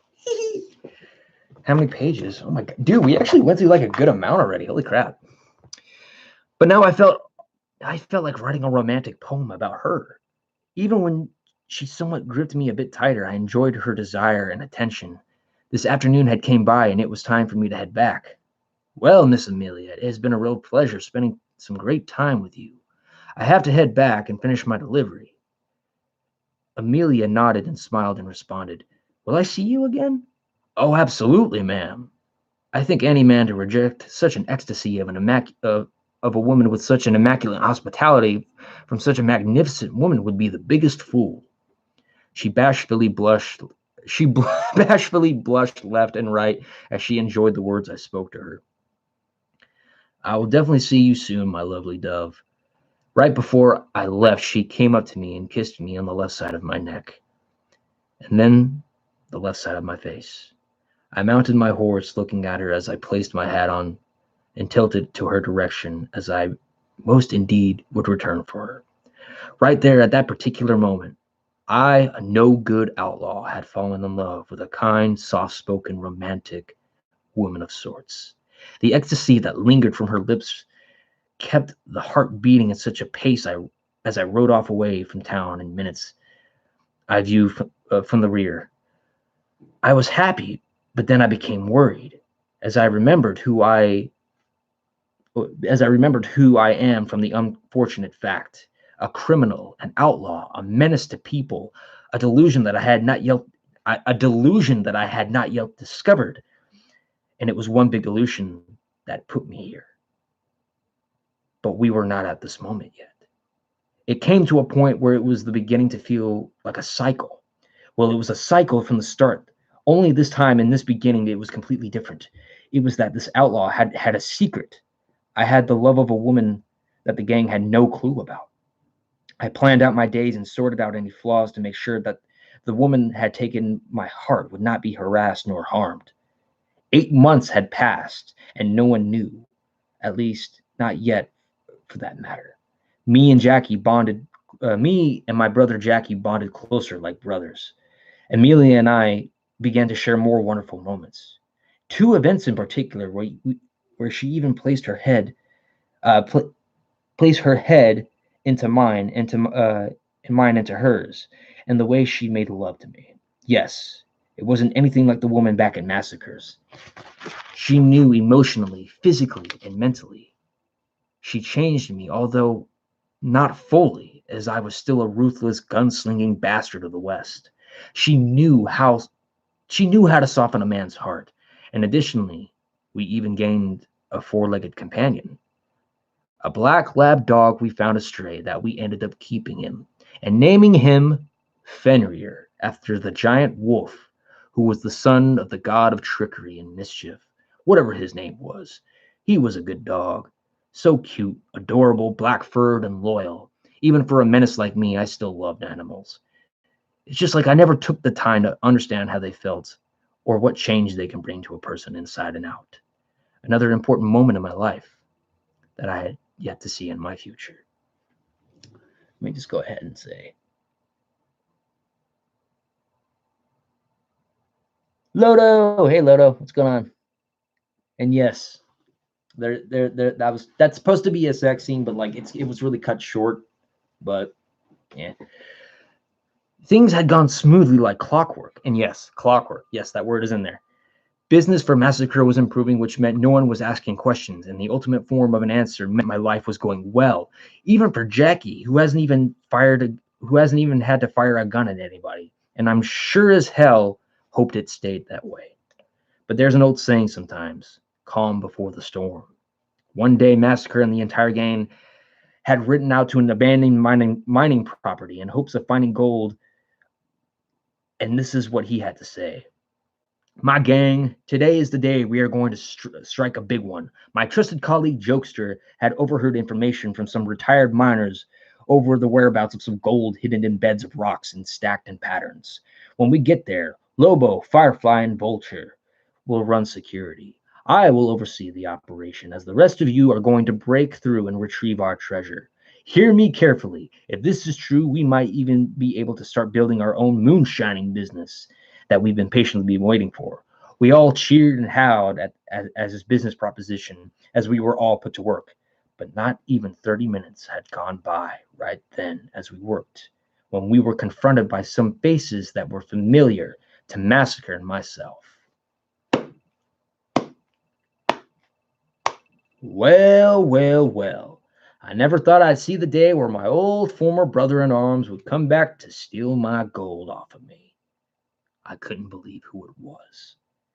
Just looking at his face revolted me. Dust Devil and his right-hand man, Diablo. Suppose you sour, weak sons of bitches knew me and my most trusted here. Now I think it's time you met my gang. All guns aimed at us as we looked up and noticed more members of his gang began to circle him. Allow me to introduce the boys here. Up there is Hail Mary. There is Speed Demon. And there is Blaze.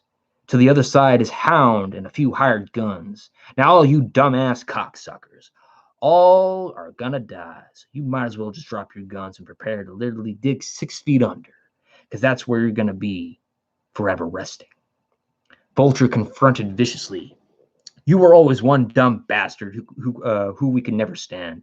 No wonder why me and Massacre left. A real man could take on all of us by himself, not having to just hire guns to do his work for him.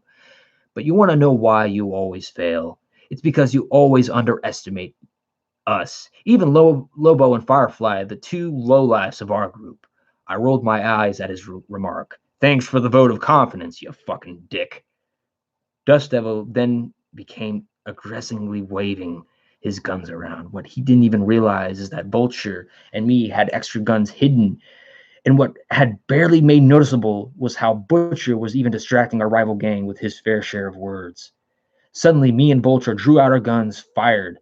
Miraculously, both Vulture and I shot Diablo and Blaze with the dearly surprise of gunshots and noises creates distance, and one hell of a shootout. It was like another Revolutionary War that had blazed across by the sounds of pistols and rifles. To me, it was a battle over gold. I barely missed a bullet and took cover over with Jackie and Jokester. Jokester, what the hell? Who did you overhear about the gold? He nervously laughed as he told me his most stupid excuse I have ever heard. I may have asked around hearing about the said stash. One of the boys said he looked exactly like the guy I asked. Which one? I yelled. He pointed to the top left side. You told Hail Mary? Christ, who else? Jokester laughed a bit after the bullets flew over. I may have asked some lawmen. You did what? Dumbass! If that gang knows that the law knows, and if the law knows then, shots then out of nowhere fired, ended up out of nowhere, killing Hail Mary. The law had arrived, and it was, however, fortunate that they were more focused on Dust Devil's posse than us. As we used their desperate shootout as a smokescreen for our escape. Without even looking back, we took off fast as any speed demon that would dare challenge our horses. As we rode, one by one, we made it back, and his way. Hold on, I typed that wrong. One by one, we made it back and away with our horses, and divided ourselves in our own town. Boomer and Jokester went to the saloon as Butcher, Vulture, and Gamble stayed at our department with the law. They were just as corrupt as any gang or any savage men combined. They enjoyed sadism and drunken violence, and hell, they were even in Massacre's pocket. That is how we always gotten away with every crime we committed. Sorry, I had to actually snap a bone. Massacre retreated in dissatisfaction and severe disappointment to his personal palace. I could even hear him yell and swear almost every language in the book spoken by any man with any balls to yell at any enemy in front of him. Even the loud wrecking of the furniture carried out from the upper level of the building. All me and Jackie could do was head to our tents and stay hidden. Jackie ended up hitting the hay to rest. I, on the other hand, kept myself wide awake and stood over Silver Rock like Jackie did. Strange things began to circumvent in my mind and in my own heart, and dare I believe, my own soul? Something ominous and deceitful felt like it was going to come crashing on my way. But what was it? But it wasn't just the only thing that drove images into my mind. It was the moment where that wolf had looked at me from afar. Something that about it struck me. I know I was given the name Lobo after the Lobo wolf, but I was never told why. But that moment of the creature that gazed directly at me was something powerfully mysterious, yet its ambience manifested had given some manifestation of how it moved, and it gave me such feelings spiritually untouched and familiarity, as if I've seen this particular creature before. My mind was wandering astray, night dreaming of that moment. I headed to my tent and rested, thinking about Amelia and Jackie, the two who I really care about for that time a bit with the gang as well. We were bad guys. But even I believe that despite our own rough, rowdy, and intimidating behavior, fools that we were still loved and cared for each other. What a major fool and disappointment I was to believe that crap.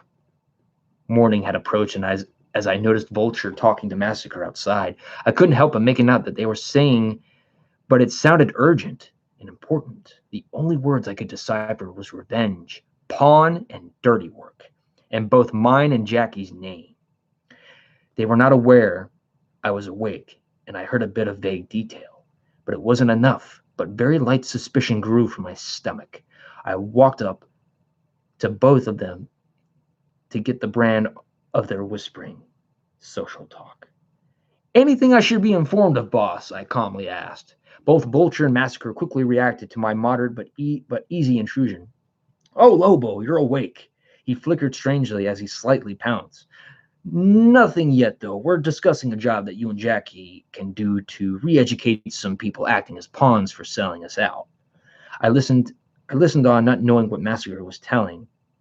I listened not knowing that what Massacre was telling was in fact a lie.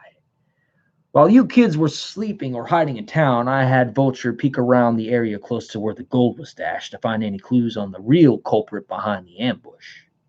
I'm going to stop right there for a moment. Okay.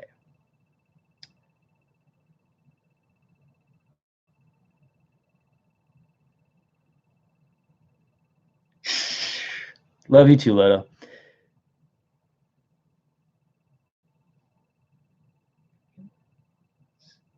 Okay. Now I'm going to continue. Jokester will be taxed and punished eventually, but for right now, we have to get our revenge and cut some loose ends. This man saw everything, and he knows what we look like. We've escaped the law on the other side, but if this man is still alive, he's a threat. And besides, the description of this man, I know all too well. Someone who's robbed from me and murdered my father. Now I want his head on the end of my horse's ass. But for now, we have some unfinished business to settle. It turns out Dust Devil wants to duel me on his territory. Says so right in this here letter, and even claims that he even made off with the gold before the law could even scavenge the site. Now we gather our men because we are going out and gathering everything we can to ride out into the armpit of western Texas.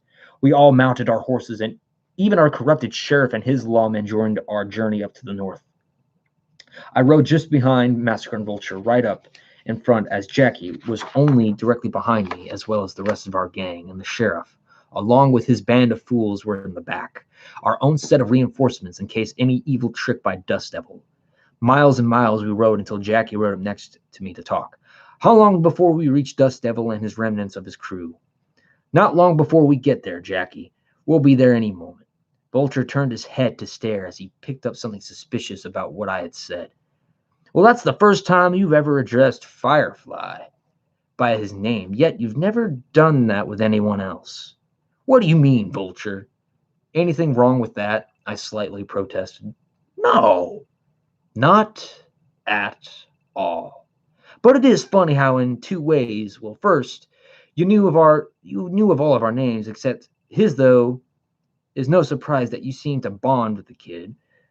But we had these code names for a reason. Those names we had are gone. They don't exist in you anymore. You're supposed to address our gang by the name given by our boss. The old name given is dead. The second, you seem very different for even running a gun hell.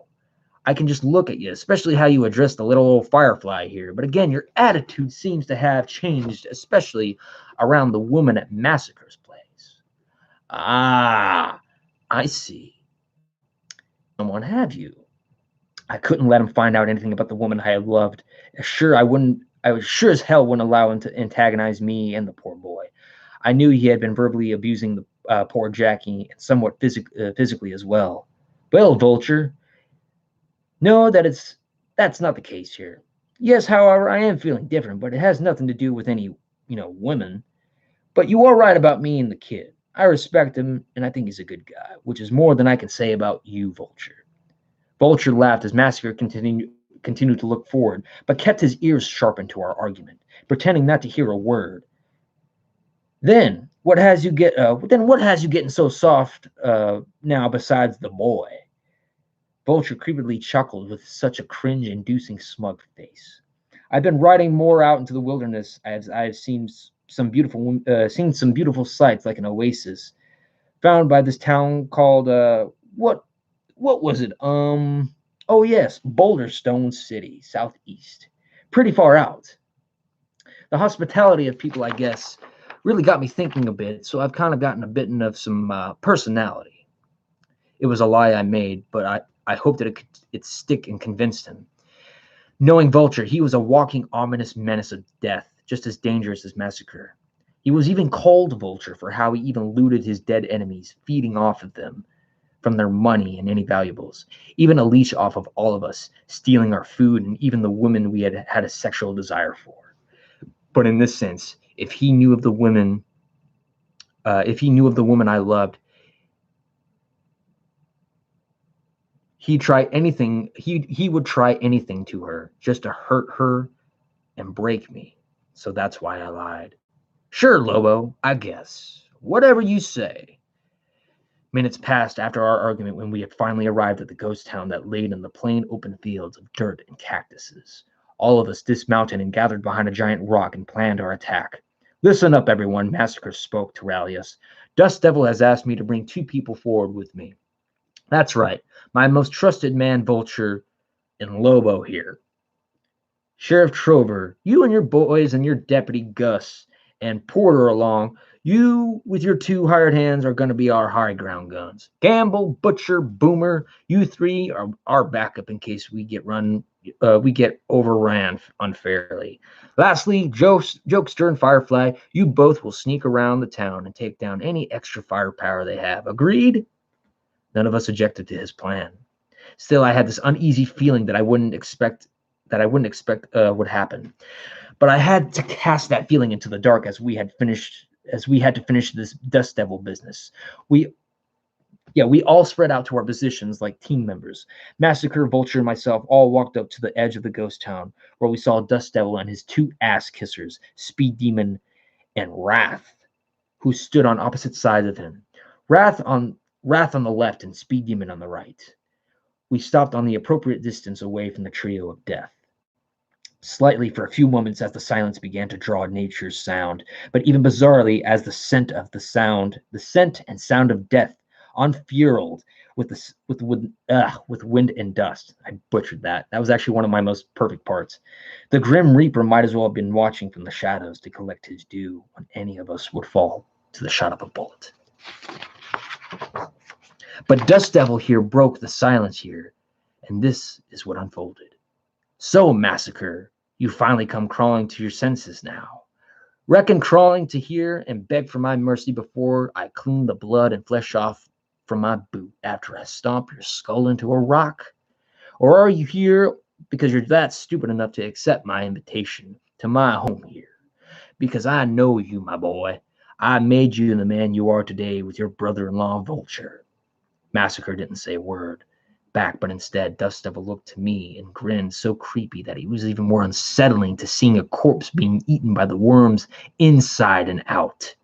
You on the right there. Lobo, isn't it? I reckon he'd choose the most naive to serve him. Pity. The naive usually are the first to suffer. But for me, it's just pure pleasure to watch you and your boys suffer. But I've got a surprise just for you and your gang hiding out. Dust Devil wickedly cackled, for he knew most, but not of all of our plans. But that was just the appetizer that Dust Devil had brought to us. More of Dust Devil's men had walked out from the buildings. I'd say there was about 10 of them, all left to right, but out from the corner of the big rock, which stood next to Speed Demon, was when Jokester had slowly stepped out, holding a gun to Jackie's head. I was in some dismay, but I was also angry after learning that Jokester was not only sold us out to Dust Devil's gang and put us into a trap, but now he had Jackie hostage. You see, Massacre, you haven't grown any smarter since you've left, and now it seems loyalty itself is easily broken. which is what I suggest you all, wherever you are, to leave or face the imminent suffering and death at our hands. Well, boys, go find him. Dust Devil's men separated in both directions as Jokester dragged Jackie back to a ruined building that had jail cells. But now it was down to the three of us against the other three. We stared for a time where time itself creates the most intense silence in between all of us. The so-called law we had were still well hidden, and the others surprisingly could not be found. But suddenly, as five of Dust Devil's men walked past over a broken coach that had laid outside of the gate towards, both Gamble and Boomer jumped out from the front as Butcher came from behind and, like the fires of hell, shot every bullet from their guns that had blazed from the occurrence of hot flesh and dead bodies. Five had fallen from the three that ran to join the lawmen on the rock and fire against the remaining forces. From that point, the sound and time, all three of us drew our guns and unloaded from one bullet from our pistols. But only two people were welcomed by the lone bullet sent by us, blessed with death. Speed Demon and Wrath were no more. Massacre, from what I had believed, had purposely missed. It was the look on his face, or at least the red-hot marking that scraped across his left face cheek. Dust Devil's bullet had barely touched him, but no force in the world could make him flinch, even in the presence of death. Dust Devil grew intense and frustratingly agitated while trying to unload his gun at us three, but his unfocused rage became his own downfall as all three of us unloaded every chamber of our guns and killed Dust Devil. Massacre stood still as me and Vulture ran up to assist our gang dealing with the rest, but I had to go and save Jackie from Jokester. I could only hear the roaring of bullets and an explosion that had ignited out of the blue. My foot kicked the loose door open, but Jackie was nowhere in the building. But I could see out the window that Jokester was struggling and dragging Jackie, holding the gun against him. I ran out and yelled to Jokester, the traitor who would get what he deserved. "Jokester, you goddamn coward! Let the boy go now, or I'll kill you right where you stand." I'm going to stop there just for a moment. Let's see.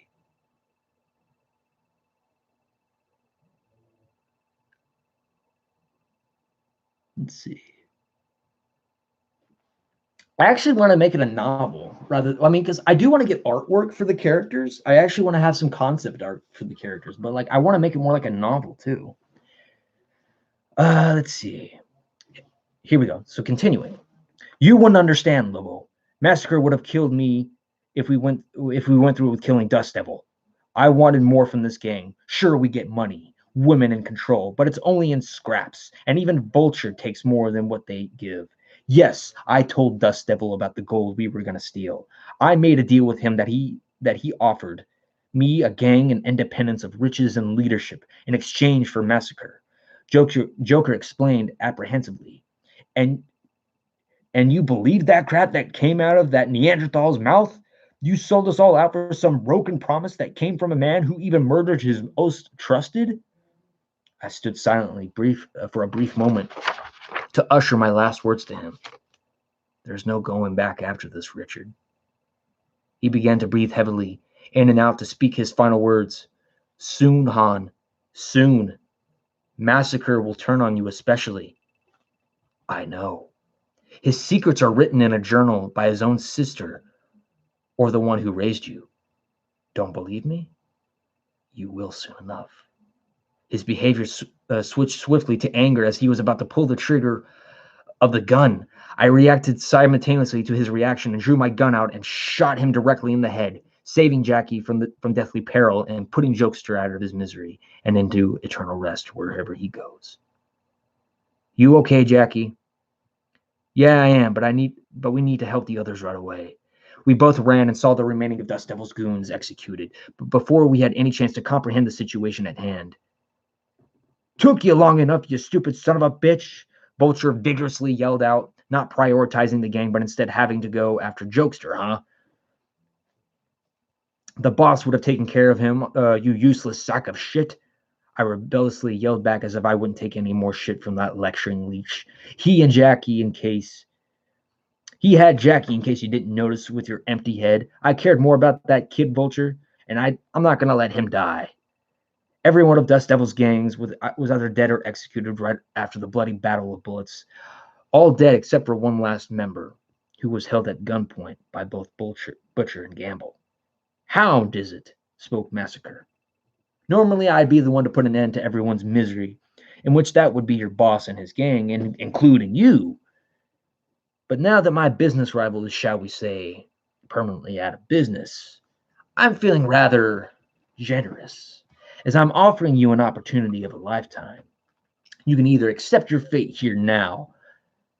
You can either accept your fate here now and die by lead poisoning through your heart as you bleed out, or you can join us and help us find and recover the gold that was stolen from us. The clock is ticking out." Without even thinking, although you could see him shaking and trembling from the dread and death that swarmed. "Yes, sir, I'll help you." "Excellent, a wise decision, Hound. However, before you prove your worth, there are two things I need from you. One of you will have to spend some time, one, you'll have to spend some time in the cell back in Silver Rock till we verify the information from you about the gold. And number two is that Vulture and I need to have some personal words with you, with the exception of the personal sheriff and his deputies. As for the rest of you, start tearing down this place apart and find that gold or any clues of its whereabouts." Vulture walked back with Massacre and Hound with the corrupted lawman, but not till after he gave me a brief and eerie look. He was onto something, or someone I didn't like, someone, and I didn't like it one bit. The sun was falling close to the horizon as we searched and pried for any treasure, but found only a bit of money and weapons. At least the trip had some useful things we could use, but the better fact remained: Dust Devil was no more. But even with him gone, I still felt like I couldn't breathe freely. There wasn't any closure or resolution here. Gosh, I can't even sit up. Only death, despair, hatred, fear, and the savage mannerisms of mankind. We finished our search and rejoined Massacre. "My men, our Sheriff Trover here has taken our new recruit back to Silver Rock, and we will make sure everything that he says is accurate and target verified to be true. That gold will be ours. Now, here's where you and Firefly come in. Both you and Lobo are needed for this. There is a man not far from this town who works at a ranch with his family. As it turns out, this family has had a hand with not only tracking you in between Silver Rock and El Marico, but they have also been responsible for giving the information to Dust Devil about our gang for the arrival for the gold. Jokester himself took advantage of that opportunity to put us at a disadvantage. This family needs to learn not to stick their noses where it doesn't belong. This is what we're going to do. Lobo, you and Firefly are going to be the ones to flush this man out. The rest of us are going to deal with his family. They happen to be sick and twisted and obsessive loyalists to their lost idol, Dust Devil. We ride once more further down. But the more we rode was the more I felt suspicion and doubt from what I had been witnessing. I was happy that an evil man was wiped clean from Earth. From the moment of bonding with Jackie to having a woman who loves me soften my hardened heart, to feeling bits of doubt to this moment, a slow change was occurring. This gang was all I had, but was it something I really needed? It was just more questions in my head that began to build, and yet again the naive me was still trying to shut it out. Vulture slowed down from Massacre to ride next to me to give me another talk. Personally, I just felt like he also took pleasure in antagonizing me. So hopefully you and the kid have the balls to pull this off. Well, I mean, mostly because you killing is no problem, but we need useful killing machines, dear Lobo. We don't need pacifists in our ranks. Don't let that softened heart of yours rub the boy astray. He has potential to up himself up one of these days. Everyone here knows that you don't need to. You're dumb muscle, and that's more than enough. Because to be honest, I don't think you'll outlast a permanent job than a $5 whore. I hated that man. I hated that man like Jokester for betraying me and the gang, but even despised him more than the devil being that disgusted the heavens. All right, so let's see.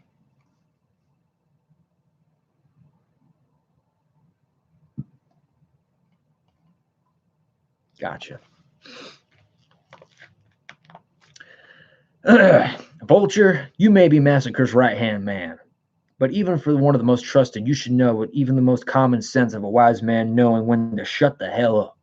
Before Vulture had thrown any abrupt and vigorous remarks at me, somehow Massacre intervened again against Vulture, but I knew he wasn't on my side. He just wanted me to stay useful to him as much as he could allow it.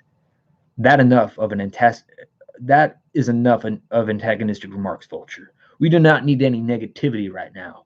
We have a job to finish, and the objective right now is to extract information from this fucked up loyalist family. We all remained silent during the rest of our way to the ranch. It was from there that we had our eyes on the property, where we all lined up from left to right. All right, you two, you know your task. Me and Jackie looked at each other and rode down the hill as we cornered the rancher against the wall of his barn. That's when the rest of our gang swarmed in, breaking windows, kicking doors in, hunting for people living in his property. You, the man who pledges his allegiance to this dust devil? I dangerously growled.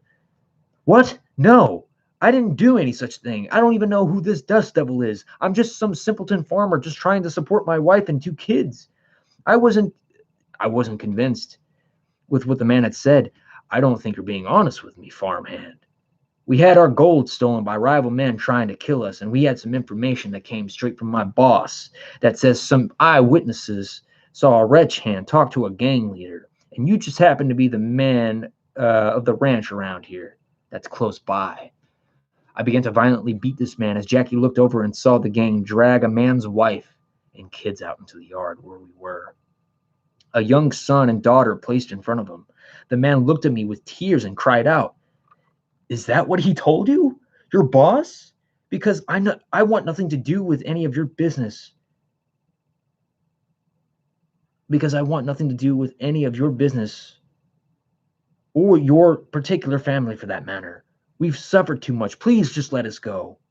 I felt angry with what happened back in the ghost town, but the feeling of doubt resurfaced as I looked at him and his family at the hands of Vulture and Butcher and Massacre, Gamble and Boomer gleefully, as they were more sadistic with cravings that had felt much need for other people's pain. They relished and reveled like drunken fools, but Jackie felt disgusted by the pain that was inflicted. What was even more strange is that the more I even looked at this family and the pain and tears that cried out from fear, the more I began to question everything I was taught. The family didn't look anything like loyalists or rats to a different gang. They looked like innocent farmers. I even took a look at the children, and suddenly those doubts grew strong in me. Are you sure about this, Massacre? These people don't look anything like loyalists. I haven't seen any of them do anything harmful. Massacre slightly scorned me and approached to give me an excuse I was tired of hearing. Lobo, we didn't ride all this way for nothing. This family may look innocent, but they're not. I have the proof that seals their fate. Vulture, search that woman. Thank you, CT. But pay attention to this part, because this part, I believe it's like the very beginning of something very tragic. And this is actually like Arthur Morgan, Red Dead Redemption 2 right here. This was a moment I recall that was far too painful to watch as he began to violate her while he was trying to take a slip from her shirt that was hidden in her waist side. He pulled the slip from her waist side and handed it to Massacre. Right here, he opened and read aloud for all of us to hear. Mr. Jeffrey Bundles, I hope you and our gang are doing well. I'm sending this to you out of concern, since you have helped us thrive like kings and queens of our land. There is talk of a rival gang that fits the descriptions that you have explained, so we came forward to deliver this information to you. I just ask that we remain anonymous in hopes that you can finally settle your matter with this Massacre character. Thank you and bless you for your protection. The lady cried out and screamed, "No, that wasn't us. We never wrote any letter. It's a big lie. We just wanted to be left alone." Massacre kicked her to the ground and proceeded to yell in her ear, "Oh, yes, my dear, you want to be left alone. All of you will die with no one to hear you or let alone save you. Lobo, put that pathetic man out of his misery." I stood over him despite the doubts and suspicions. I felt like Jackie trying, but I was fighting a new battle, but it was within myself. But Massacre had demanded I pull the trigger and ended this man's life. The tragic death of a father and husband instantly struck the hearts of his family, painfully deep, as they were robbed of a man that they loved dearly. Inside, I was feeling very troubled as I heard the cries of children. "Please let my children live. They don't deserve any of this cruelty." Massacre abruptly cut her off and continued his tirade. "On the contrary, they are, because you married a rat and you gave birth to rats as children. And your family's bad deeds nearly killed my men. Therefore, we have to inflict our penalty for such an act. You and your children will pay that cost. Lobo, kill the last of them now, or so help me, I'll end you here myself." "Boss, they're only children. I've killed many people before, but I have never killed children." Massacre, enraged, demanded in me in such a way that made me feel reluctant and fear. I trembled as I pointed my pistol at the mother for the first time. A foreign feeling of guilt began to engulf my heart as I emptied the chamber of the gun on her and her children. I could not believe what I had done. Jackie could even see how devastated I felt. We all walked away and rode back, despite Vulture, who continued to antagonize me about what I was put through. Jackie himself continued to witness the strong, potent feeling of uncertainty, and I was with Jackie this time. Actually, no, and I was Jackie this time, who stuck up for me. Vulture, for once, shut up and leave him alone. I wouldn't be feeling the same knowing if I was forced to kill children. We all made it back, but I head into the opposite side of town to be alone, pacing back and forth, stricken with consternation, something that I had never done before to give me such a severe amount of anxiety. The more I thought about it, where I paced, was more I became increasingly angry and distant. But in the process of my thoughts, I had remembered what Jokester had said. "Soon, Han, soon, Massacre will turn on you especially. I know. His secrets are written in a journal by his own sister or the one who supposedly raised you. Don't believe me? You will soon enough." Those words were repeating, and now my doubts had taken over. Now, that moment I told you about was about the suffering from delusions. Well, we're very close to that moment. I wasn't just absolutely sure. I couldn't sneak into his palace, all worked up, even if he was asleep. I just needed to get away so everyone else fell asleep. It was just around 10 o'clock where everyone began to hit the hay, so I snuck off with my horse and rode back to El Marico. The moment I entered, I just ran to Amelia's and knocked, despite it being late. She came to the door and answered at the... Well, okay, dog's fighting. Actually, that was actually kind of funny because the dog's actually supposed to be mentioned here in just a few moments. Hold on one second. I'll be right back. One sec. And my light fell over.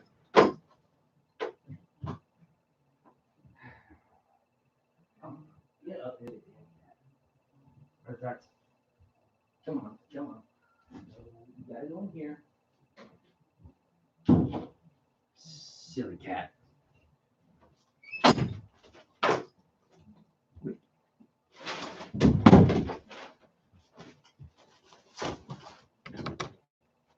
They tell me, get your damn cat, even though they can't control their damn dog. It's funny because that's how that's going to be in this next scene. Okay.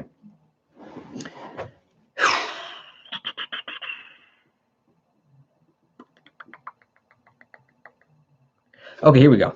The moment I entered, I rode with my horse. I rode back to Americo. The moment I entered, I just ran to Amelia's and knocked, despite it being late. She came to the door and answered. At first, she felt concerned and worried, but right before she could finish her sentence, I kissed her deeply and passionately and held her close. Just like any anger subsided next to my anxiety as we began to make love on her bed. The romantic grace and pleasure of her hair softly planted on my chest as she was on top, and as I lay below her softly, as I laid below her softly squeezing her breast. This is like the most awkward part for me. Softly squeezing her breasts and kissed her. Our moment of making lasted appropriately for a great amount of time.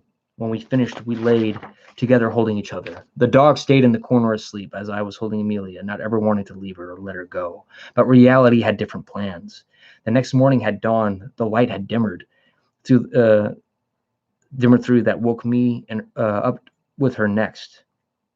She woke to a face she enjoyed to kiss every day and wishes every morning. I spent much time with her in the morning as we ate and spent time with our beloved dog.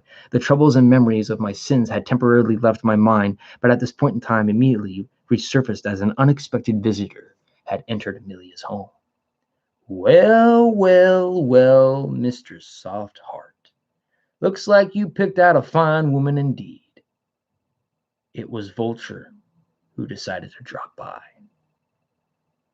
All right, I'm going to temporarily stop there for one moment. So that's basically where I am in terms of the story. I got to stretch. Blood Reaper.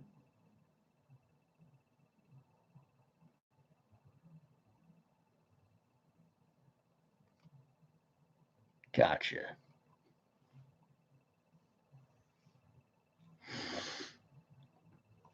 All right, let's continue on. So now this is where the plot thickens because now Vulture has discovered. Oh, yeah, dude, we got a lot of pages to go through. So now we're up to the point where Vulture has now discovered Han or Lobo's secret. Han, he now discovers that, oh, yeah, Han has a woman. He's got a woman by his side, and Vulture takes advantage of that information. Well, it's a pleasure indeed to finally meet you and maybe get to know you better. Amelia left the urgency of discomfort and disgust at his mannerisms. He never acted like a gentleman. But and only a despicable fool. They call me Vulture, sweetheart. As for you, Lobo, the boss needs to talk to you whenever you're ready to talk. Don't mind my company. I'm just here to deliver a message and maybe give something more. He seductively attempted to try on my Amelia, but to her disgust only grew, and so did my anger, as I began to clench my fist, almost ready to strike for messing with my girl. I think you should leave at once, she verbally struck back. Oh, ho, ho, ho. A feisty woman, I like that. Well, I'll leave you two to your business for now. Lobo, you're needed immediately, and you, Amelia, I will be seeing you very soon. He left out through the door, and behind him was me slamming it shut. Okay. So you guys want to go ahead and discuss it? But yeah, I got a lot of editing I got to do because there's like a lot of misspellings, which I had to go through. But like I said, this isn't the official. So basically, after the killing of the rival gang, so basically Dust Devil and his gang are no more. Massacre's gang is now on top.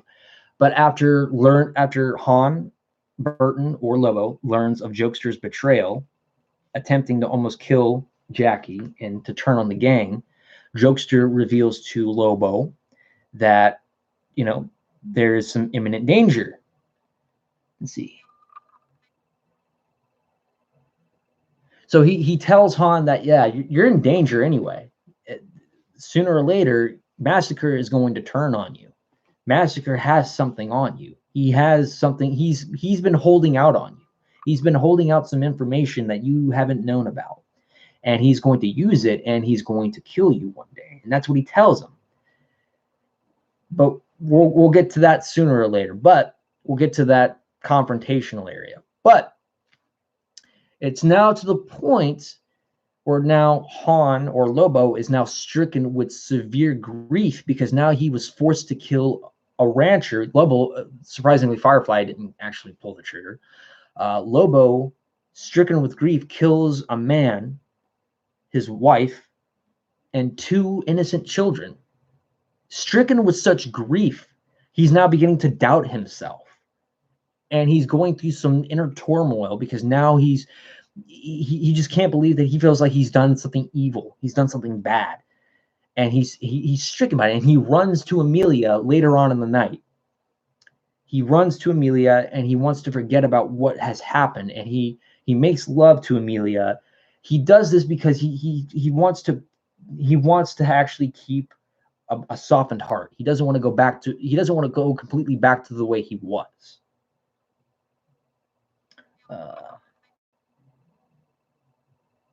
Seems like a shadester, but I feel like he comes out good in the end. No, Amelia is not the one. However, though, she's a catalyst to the change that's to come. But Amelia, she was based off of somebody I do like, but just like someone who I also like, she has somebody. But she's basically a character that presents a great change to that character. And so now Vulture has discovered Han and Lobo's secret, and now Vulture has now taken this time to take advantage of his vulnerability. So that's what we're leading up to. All right. Who was that? Asked Amelia. I felt the urge to silently hesitate, but I had to answer her. He's an acquaintance of mine from Silver Rock. Silver Rock? Like the outlaw Rand Tower Silver Rock? I tilt my head down to give an answer honestly. Yes, Amelia, we're, shall I put this as, outlaws. She walked back over to the window to digest what I had to say before walking back to calmly comfort me. Why didn't you tell me, my love? Right here was that moment when I genuinely felt afraid that I was going to lose her love if I told, but I had no choice but to come clean. Amelia, I was afraid to tell you because the life we live is vastly different. You give to people and make a town like this shine like the fires of heaven. As for me, I've robbed, stolen, killed, and hurt people, though as far as I believe, what I've done was to the people deserving, but now I've been having these doubts about everything that I was raised to do.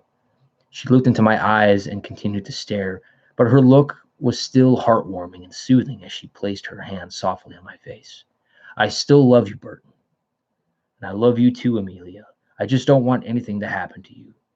Vulture, that man would have done horrible and vile things if I wasn't here. Even the gang we run looks down on me and Jackie. She held my hand and placed her head on my shoulders, showing she still loved me. But she was then worried about herself and me. What should we do, Han? I'm not sure, love, but I'll figure something out. I think I might try to get us both out of this wilderness. Even Jackie too, and our dog. But we can't leave our buddy behind. It just may not be the right time, though. My boss and Vulture always take most of the money we earn, so I'll see if I can find enough to get us out. It was an idea that I had. She seemed to like, but she felt the conflict of having to leave a town that she grew so much attached to. I want to leave, but I do. But it's extremely hard to say goodbye to everything my family has built. I'll go anywhere with you. I just don't want to have this place gone forever from my life. I held her hand to reassure her of whatever she was afraid of would come to pass. It's not forever. Just for a little while till I find a way where Vulture doesn't come back here. He's a dangerous man, but so is the gang I ride with. And if he comes riding here, so will everyone else. Do you have anyone here that you can stay with that is armed? Yes, the sheriff here is a personal friend of mine. I can talk to him. I looked into her eyes and spoke more. Okay, that's good. I can't be around the law, though, but at least if you can stay with the sheriff in case the gang comes back, it'll make things a bit safer. I, however, still have some answers to dig up. What is it that you were needing to find out? I stood up and walked over to the door and turned back to answer. My boss may be keeping a few secrets from me that I am not aware of, and I'm going to find out while I'm doing that. I'll try to find you some money to get us out. It may not be now, but in a few days, we'll see if we can leave. In the meantime, stay with the sheriff. She nodded and walked up to me and kissed me on the lips right before I left. I placed my hand on her face and spoke softly to her because I made my departure. I love you, Amelia, and you are a real man's treasure. I love you too, my beloved. Don't ever leave me out of your heart. Whenever you feel pain, think of me. Think of us, because one day we'll have a perfect life. One day, the two of us. I tilted my hat respectfully right before I left and mounted on my horse, taking off urgently back to Silver Rock. I continued riding on, and my mood went on from worrying to angry, just as I thought of Vulture. But even to the pain of my mind worse is when I had done on the ranch. I couldn't stop thinking about what I had done because of something I felt negative against Massacre. He was keeping the real explanation from me, and I was going to figure out what he had been holding from me. What bastardly secrets was he hiding? Boy, I tell you, those secrets would forever break and shatter the world that I had known. Since the day they found me, for as I returned to the camp on the top just outside of Massacres, without being noticed, I overheard a conversation between Butcher and Boomer that Massacre and Vulture was down at the jail cells, where they were holding Hound for questioning. An opportunity right then was where I struck. An opportunity right there then and there was when I struck at it. As I went over to see Jackie sleeping after working hard around the camp. I couldn't take any chances, so I crept into the palace alone, with no witnesses in sight. All of Massacre's women were gathered in a room below, stretched behind from the saloon to the room in the bar. In a manner of speaking, the long room was behind the bar. All they did was talk about men, sex, and who was more beautiful, or just argue all the damn time, like they always do. They were not the king. Actually, they were not the king's pride of women. You just give their heart, but their excessive bickering and gossip, just enough distraction I needed to sneak upstairs to Massacre's chamber. Silently, I shut the door and examined the chambers, and what else I could say more than Massacre lived in his palace like a royal king, but swelled in such a place like a hermit and a muddy pig. Through the mess he keeps on his floor and in his drawers of furniture, I searched one by one, listening for any signs of anyone coming up. I continued my search, and luckily enough found some wads of cash that I say was about $150. To me, it wasn't much, but it was a start somewhere. I went into his office next door and searched some more, and found some more wads of cash tucked away in his desk. A few thousand more I found tucked away in my pockets. But it was the next moment that I saw a red journal that laid on the top. My priority for the search of money instantly ceased, as Jokester's words called back to me.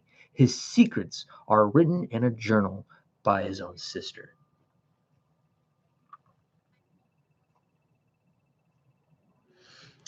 I set aside my personal objective to read through his sister's journal, as her name was written on the top left. Jokester was right.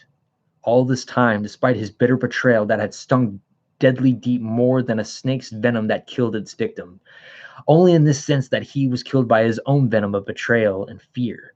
I grabbed the journal and opened it up, flipping the pages, just trying to figure out the secrets that Jokester had said. One page in particular I had found are code names that all written down, written in chronological order from the code name next to our real names, from top to bottom, read Massacre, Roscoe, or Massacre, a.k.a. Roscoe Rivera, Vulture, a.k.a. Samuel Mickard, El Chupacabra, a.k.a. Fernando Diaz, deceased, Shadowcrept Crestfield, deceased, Cliffhanger, a.k.a. Charlie Jackson, deceased, Butcher, a.k.a. Eddie Packard, Jokester, a.k.a. Richard Powell, deceased, Lobo, Han Burton, Gamble, a.k.a. Anton Jacobson, Boomer, a.k.a. Marion O'Donovan, and finally was Firefly, or by his full name, Jackie Mateer. All of our names, and from the year we were found by him, were placed into his gang, but I was different in the case than everyone else's. Yes, different from Jackie as he joined our gang not too long ago. I was born in 1809, and according to his sister's entry, That was the exact year I was in their care. So, important note, 1809. That was the character's birth.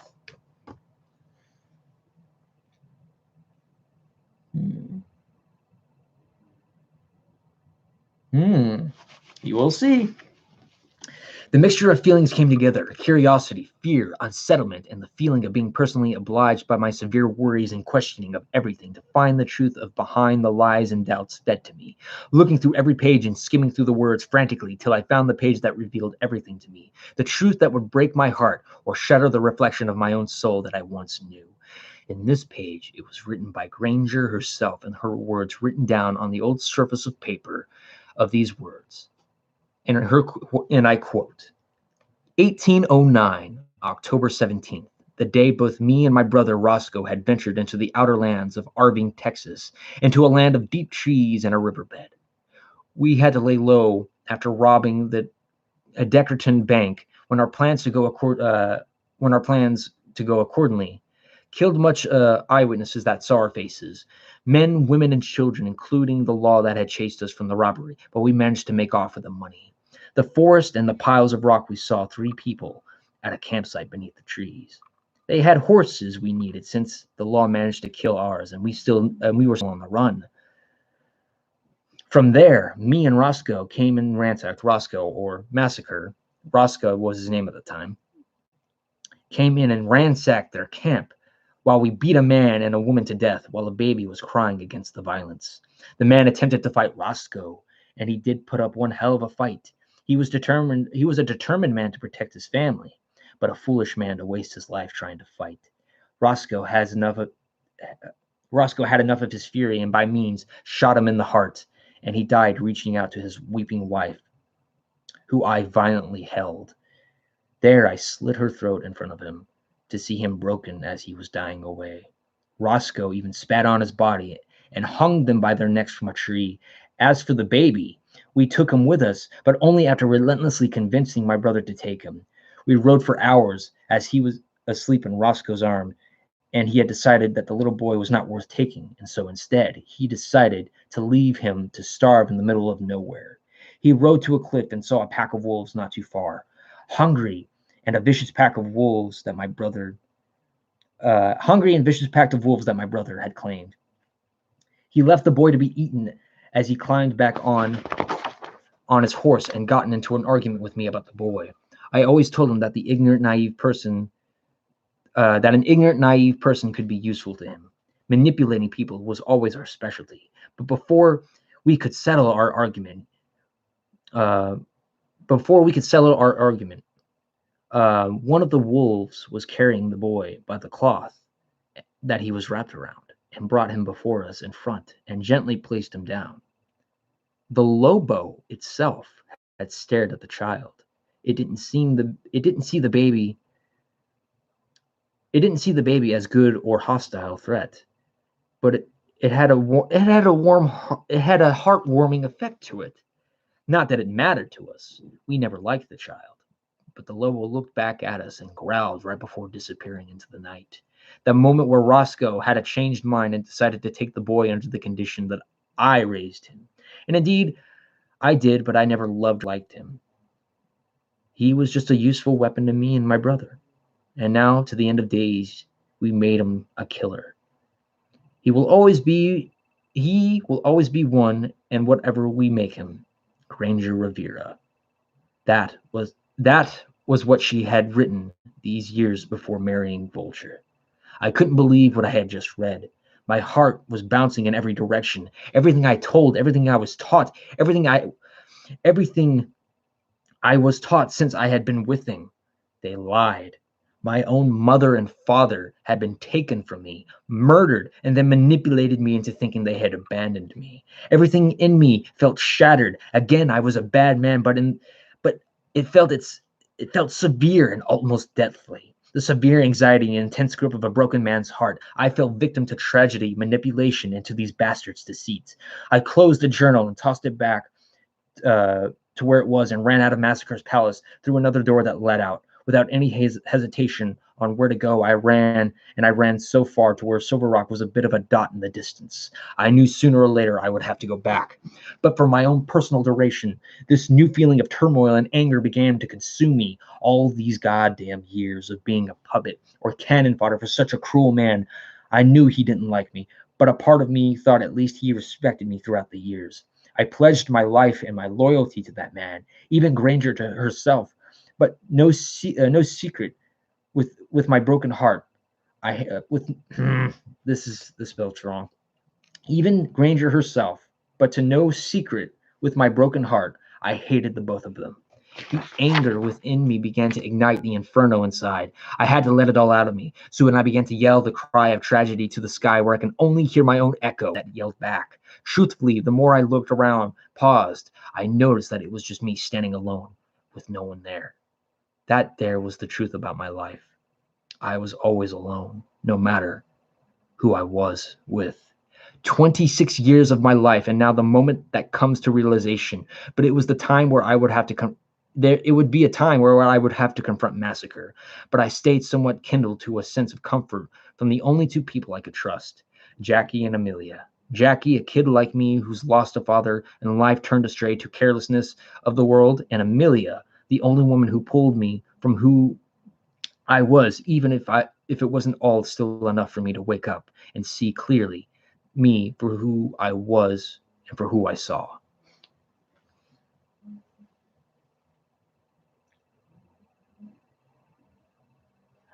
Surprisingly, Vulture or Massacre or any one of those is not really based upon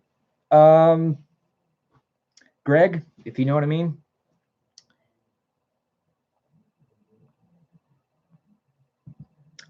So, or if you're talking about Lobo or Han Burton, so basically Massacre had named Han Burton Lobo after the incident with Lobo, but there's a little bit more detail that will be explained with that later. But that's where he got the nickname Lobo, because the baby was carried by one of the wolves in front of him, and the Lobo was angry. The wolf was angry and growled at them both because you left a child to be abandoned.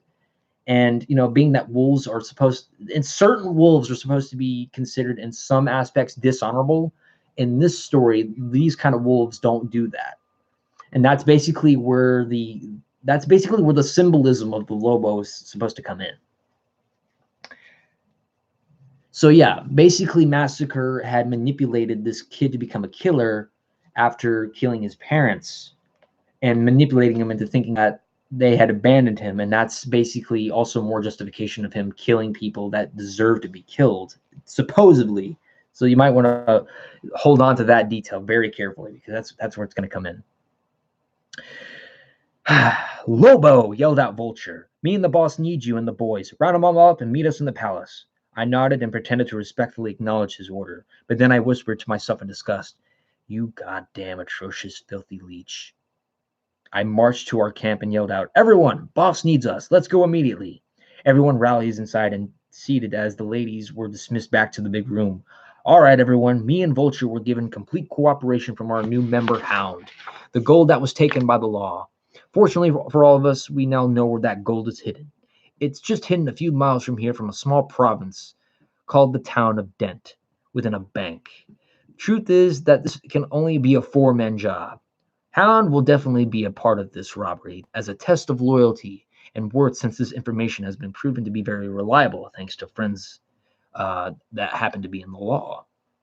The robbery will begin tomorrow, so in a few hours we will reconvene here and pick our 3 nominations to help steal back this gold. We were dismissed out as Massacre went back to his chamber. Let's see. Yeah, I'm going to keep this up. If you need to go, Professor, don't worry. I'm going to keep this up like as much as we can. Hey, if Steve can make an 8-hour stream, I can probably make a 4-hour one. But like, if you need to go, don't worry about it. Like I said, I could always get you caught up on stuff, so we can always do that.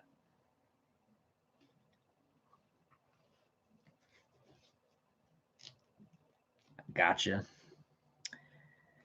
Let's see. Oh, yeah. It was there as he stepped right on in that something didn't feel right. He was on he was onto the suspicion of somebody in his quarters. His eyes and nose and attention felt sharp and cautious as a dog sensing danger. He poked around looking to see any changes. Any changes that were caused. I just lost my place. That were caused, and he noticed some of his money was gone. Angered, but still looking, he went over into his office and shuffled around his furniture until he made a notice of a mistake that I would bitterly regret until the end of my days. He saw the journal at the edge of his desk. He opened it up and realized some of the creasing was on the page about me that I had read, and he figured it out then that it was me. He scratched his chin and looked out the window to see me talking to Jackie. Massacre marched down the stairs and ordered one of his girls to summon Vulture. He and his brother-in-law were back in his office in a matter of seconds. "Boss, what seems to be bothering you?" Vulture asked. Massacre sat in his office chair and placed his elbows on the surface of his hands and stared at the middle of the desk. "I think he knows Vulture." "Who are we talking about, boss?" Massacre looked at him and spoke menacing, though not directly at him, but still to where the light of fire could be put. The light of fire could be put out. "Lobo. He knows everything now." Vulture paced back and forth to think of how to put Massacre to ease. What should we do? Should we kill and be done with it, or have somebody else take care of him? Massacre shook his head and responded, "No, not yet anyway. He's still of use to us. I want him to rob that bank with Hound. I'll send Gamble and Boomer as well. That'll keep him away from me from the time being. Tell me, Vulture, that day you and Lobo were arguing, what was it that you discovered again?"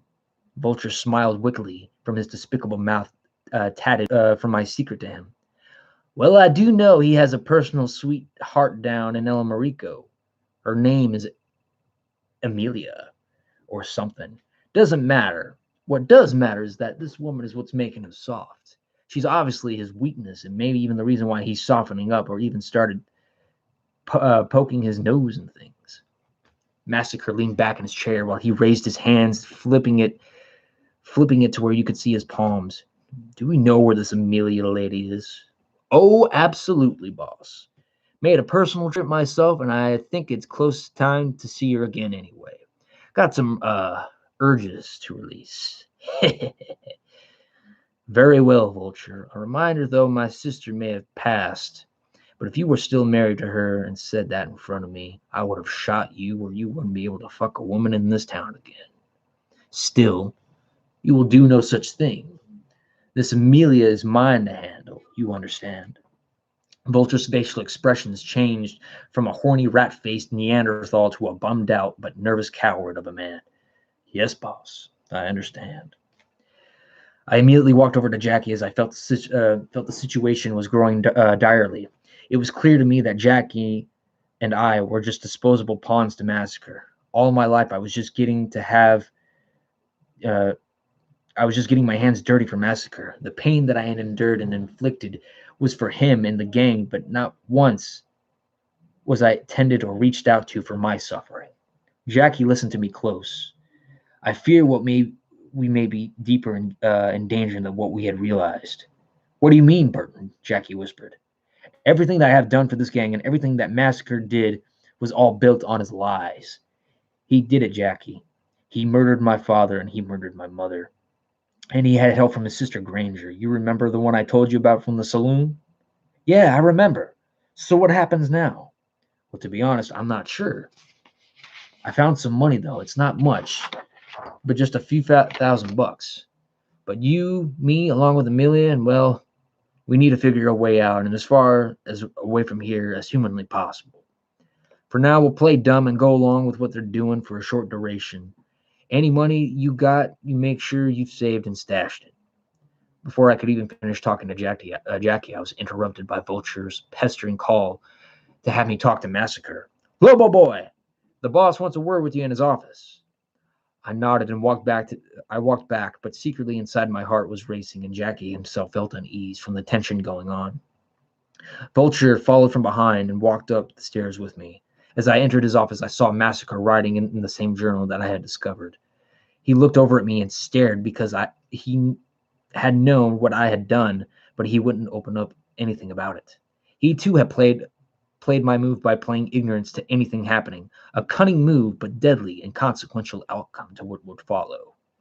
Lobo, I brought you here because I need you, along with Hound, Gamble, and Boomer, to rob this bank, while me and the rest of the gang handle a bit of some last-minute business with a few local merchants farther west. Getting this all done would be beneficial for all of us. Getting these people we're robbing are just as vile and wicked as Dust Devil and his vile crew. In fact, we'd be doing the world a favor, not that I care as much, by the way. I'd see you be my killing machine, and I'd be most pleased if you got my gold possessed back. I looked at the journal for a brief moment, trying my hardest to give an answer without giving so much of knowledge away. Sure, boss, but you think this time we just rob the place without killing people? Maybe we don't know if there truly are or not. Massacre right there and then had creepily changed tone from a boss giving orders to a menacing alteration with his voice. You dare question my orders, boy. Don't irritate me or make me upset. I spoke back. I had a bit to throw back. I understand, all right, but I'm just saying that maybe killing isn't absolutely necessary. I don't have a problem with getting your goal. Then, out of the blue, Massacre in rage slammed his hands on the desk, yelling and roaring out of line. You will do as you're goddamn told. Instantly, anger began to swell in me, even though I was afraid, but still I began to protest back at him. You know what I've been meaning to ask you? Why do you treat me and the boy like some filth and shit on the bottom of your shoes? You know I've done so much for this gang, yet you just look down on me as nothing but a used bullet to be thrown away. And what about all those people you told me to kill, huh? Like the ones on that farm you claimed were loyalists? What about those people on the train, or the people you had me hunt down over the years? Were they bad people? Huh? Tell me. Roscoe expresses his rage intensely that it was too insufficient for him to even complete a sentence, but immediately he calmed himself and stared at me. What do you want me to say? I evenly matched my voice to his as we both calmed ourselves. I want the truth, boss. Those people I killed over the years, were they innocent or were they not? Massacre closed his eyes and silently bent himself, holding the desk of one of his most treacherous and disgusting faces I had ever seen in my life, and whispered, They knew the consequences, and they all had it coming, Lobo. The rules apply to them as well to this gang. Now, please, I need you to do this job for me and do exactly what I instructed you. Inside of me, I wanted to pull out my guns and kill the both of them, but I couldn't because my own suspicion of Vulture was that he always aimed a gun behind my back whenever an argument conjured between me and the boss. In my mind and in my heart, I finally learned everything. I spoke the words inside of my mind. God damn you, Massacre, you treacherous, evil, manipulative, exploitive piece of unholy shit. But externally, my mouth spoke hollow. I'll do this job for you. No problem. He was there, and Massacre nodded his head, but gave such a sarcastic and irritable remark. It's wonderful to see you finally are on board. Hopefully you can change that tone of yours, and as well as that soft heart. It causes weaknesses. For me, I didn't know what he truly meant by it. I was only so sure that Vulture knew of my secret, but so did Massacre. Fate itself seemed to be slowly closing in, but how soon would it get here? All Massacre did was disparage me and abysmally impudent, as he was abysmally impudent of all the hardships I go through for him, and damn him to hell for taking my past, my parents, and my life away. He impolitely waves his hand to the right to dismiss me. Now get out of here. Tomorrow, you and the three will ride out in the morning. I walked out, not saying a word, and slightly had a face-off look with Vulture as he kept his weapon holstered. Slowly, I knew I was coming close to being disposable, but not until later, when they knew would do something even worse. I laid in my bed looking up to the top layer of my tent, contemplating the moments that I just left. I couldn't make out escape alone. It would take all three of us, me, Jackie, and Amelia. I grew somewhat tired and fell into a deep sleep, but even there my own troubles and fears followed me into the realm of slumber. I remember the nightmare that flooded the skies with dark storms and rains, thunder and lightning, like the fury of God striking the earth with such an unfathomable force of his smite to mankind. I was covered in rain as I rode away from gunfire. Each shot seemed to pierce closer to me the more I moved. Then my horse neighed with such agony as bullets began to pierce through the nag's heart. I had no time to check on the steed, as the group of masked men were chasing me through the poured rain in the woods, with the familiarity of where I had been before, presented me right before the nightmare had peaked to where Vulture, who had been chasing me, had pulled out his gun and shot directly at me. I closed my eyes to endure the sharp end of his bullets that I believed would claim my life. But as I opened, then, from within my dream, I then only saw something that changed the mood of everything. At first it was quiet as I stood on the middle of a dead end, but before the mountain that enormously curved around me, in between was a small round pond with a tree that stood under, a mysterious light that gracefully shined like heaven. Remarkably, what drew out from the shining ray was the same looking wolf that looked at me from the distance. Silence remained, blanketed over me, and the wolf, as it continued to look into the dead center of my eyes. Unlike what Massacre and his sister experienced, which was a hostile yet a defensive creature, this wolf stood for me to see it closed its eyes and slowly faded back into light. No harm or hostility or any danger showed. It was something that I couldn't understand. Immediately, I was awaked by Gamble, who, along with Boomer and Hound, began readying themselves for the robbery. I too got dressed and equipped, but the thoughts of the wolf came back to me. It had meant something to me because the same feeling in the aura was all that I remember. Not even my own senses could deceive me when I witnessed something that feels so extraordinarily supernatural. But then my thoughts of infinite hatred and disdain for Massacre took over, but my eyes were not distracted from what I needed to do, playing Massacre's game until he was satisfied. Let's see. It was only a few hours later that all four of us had rode into Dent and stashed our horses into the back of the bank where no soul could witness our scheme. It was before we made our move that we wandered separately to observe the flow of traffic of town's population and where the law had operated. I managed to locate the sheriff's building as Gamble took note of the number of people passing by. We took about 30 minutes of wandering to get a feel and an escape plan on check. We then regrouped behind the bank and placed our hats and bandanas on. I kept a blue-colored one for my black leather hat. Blue and black seemed like colors for an intimidating outlaw like me. Especially my brown long hair and goatee seemed to go well. The clock struck 11 as we put on disguises and barged into the bank. I held my rifle as the others had their pistols. Hound and the others held semi-automatic shotguns to keep a few of our bank guests busy to the ground with it as I went in and demanded the manager to unlock the safes. Gamble and Boomer gathered the flock of people into the corner. Hound and I, at the same time, exerted pressure on the manager. "Open the damn safe!" I menacingly demanded. He began pulling the mob for the first safe as he shook and panicked. The first had been opened, which made Hound drag the manager to the office for the gold and empty for the first vault. "Hurry up, or there will be blood spilled." The manager frantically kept turning the knob, but everyone was too distracted by the trio holding everyone in the high, deathly situation. I grabbed most of the cash in the bag I had kept, $25,000, but it was more like 20,000 since I snuck 5,000 in my lower inner pocket of my jacket, which now became $6,000 in total. I tossed the bag to Gamble and joined Hound as the manager had finally opened the second safe. Hound threw the poor bastard at the crowd to get in first, and I there followed.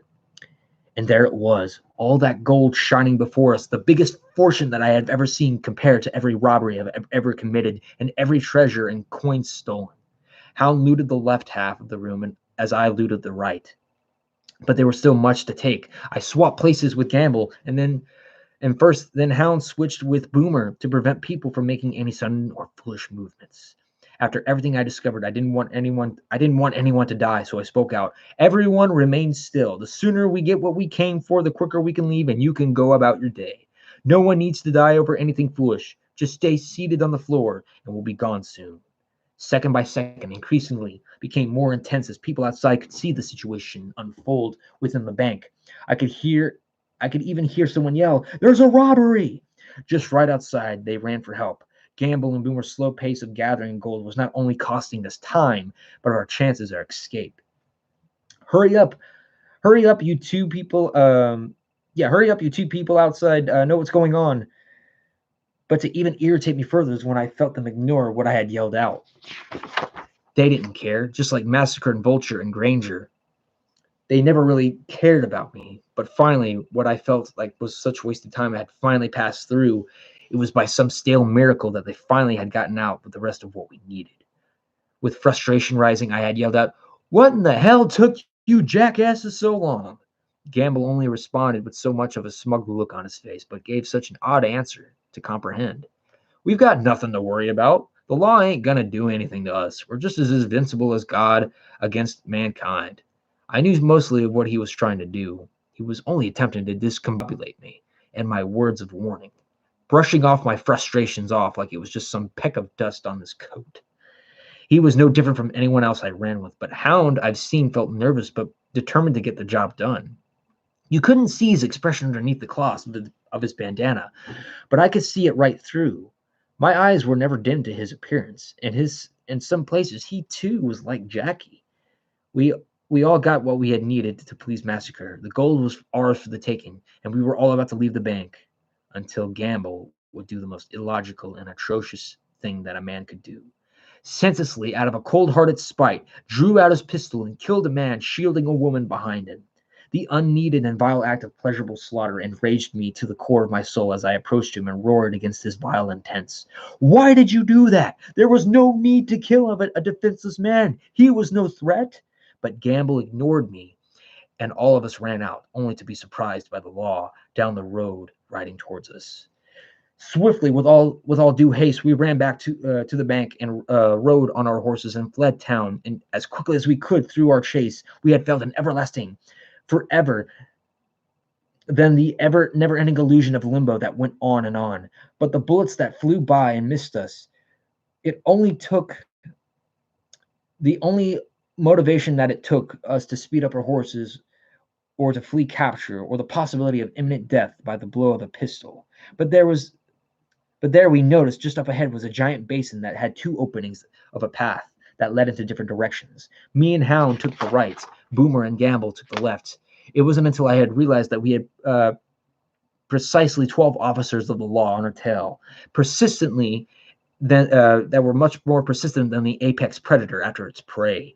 Desperation fueled me to escape, for it was just failure that I feared, but the horrors of punishment that Massacre would inflict. Death would be the mercy for me, but even I myself feared that death, so I could not even fail, even if I came to despise Massacre.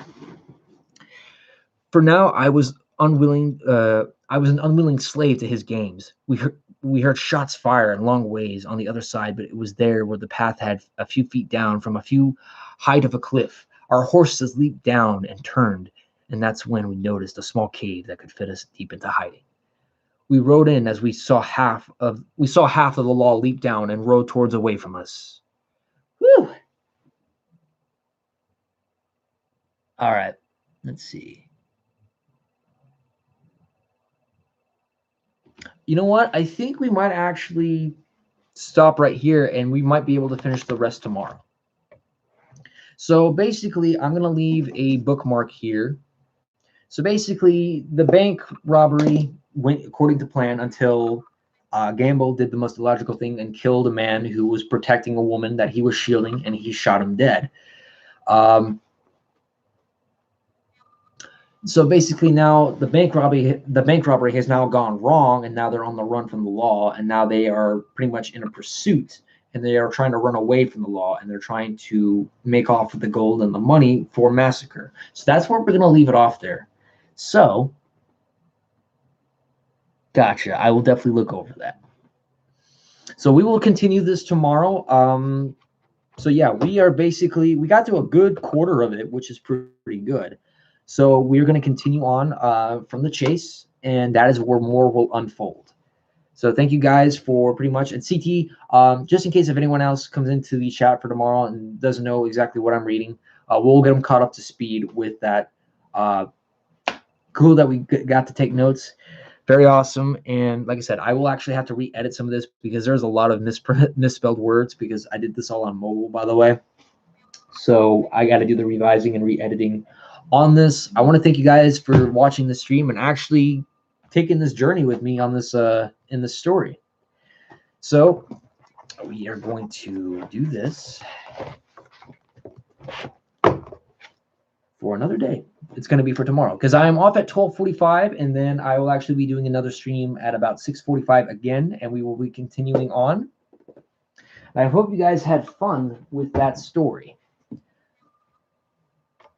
Yes, 6:45. That's where I will begin my stream at 6:45 p.m. tomorrow Pacific time.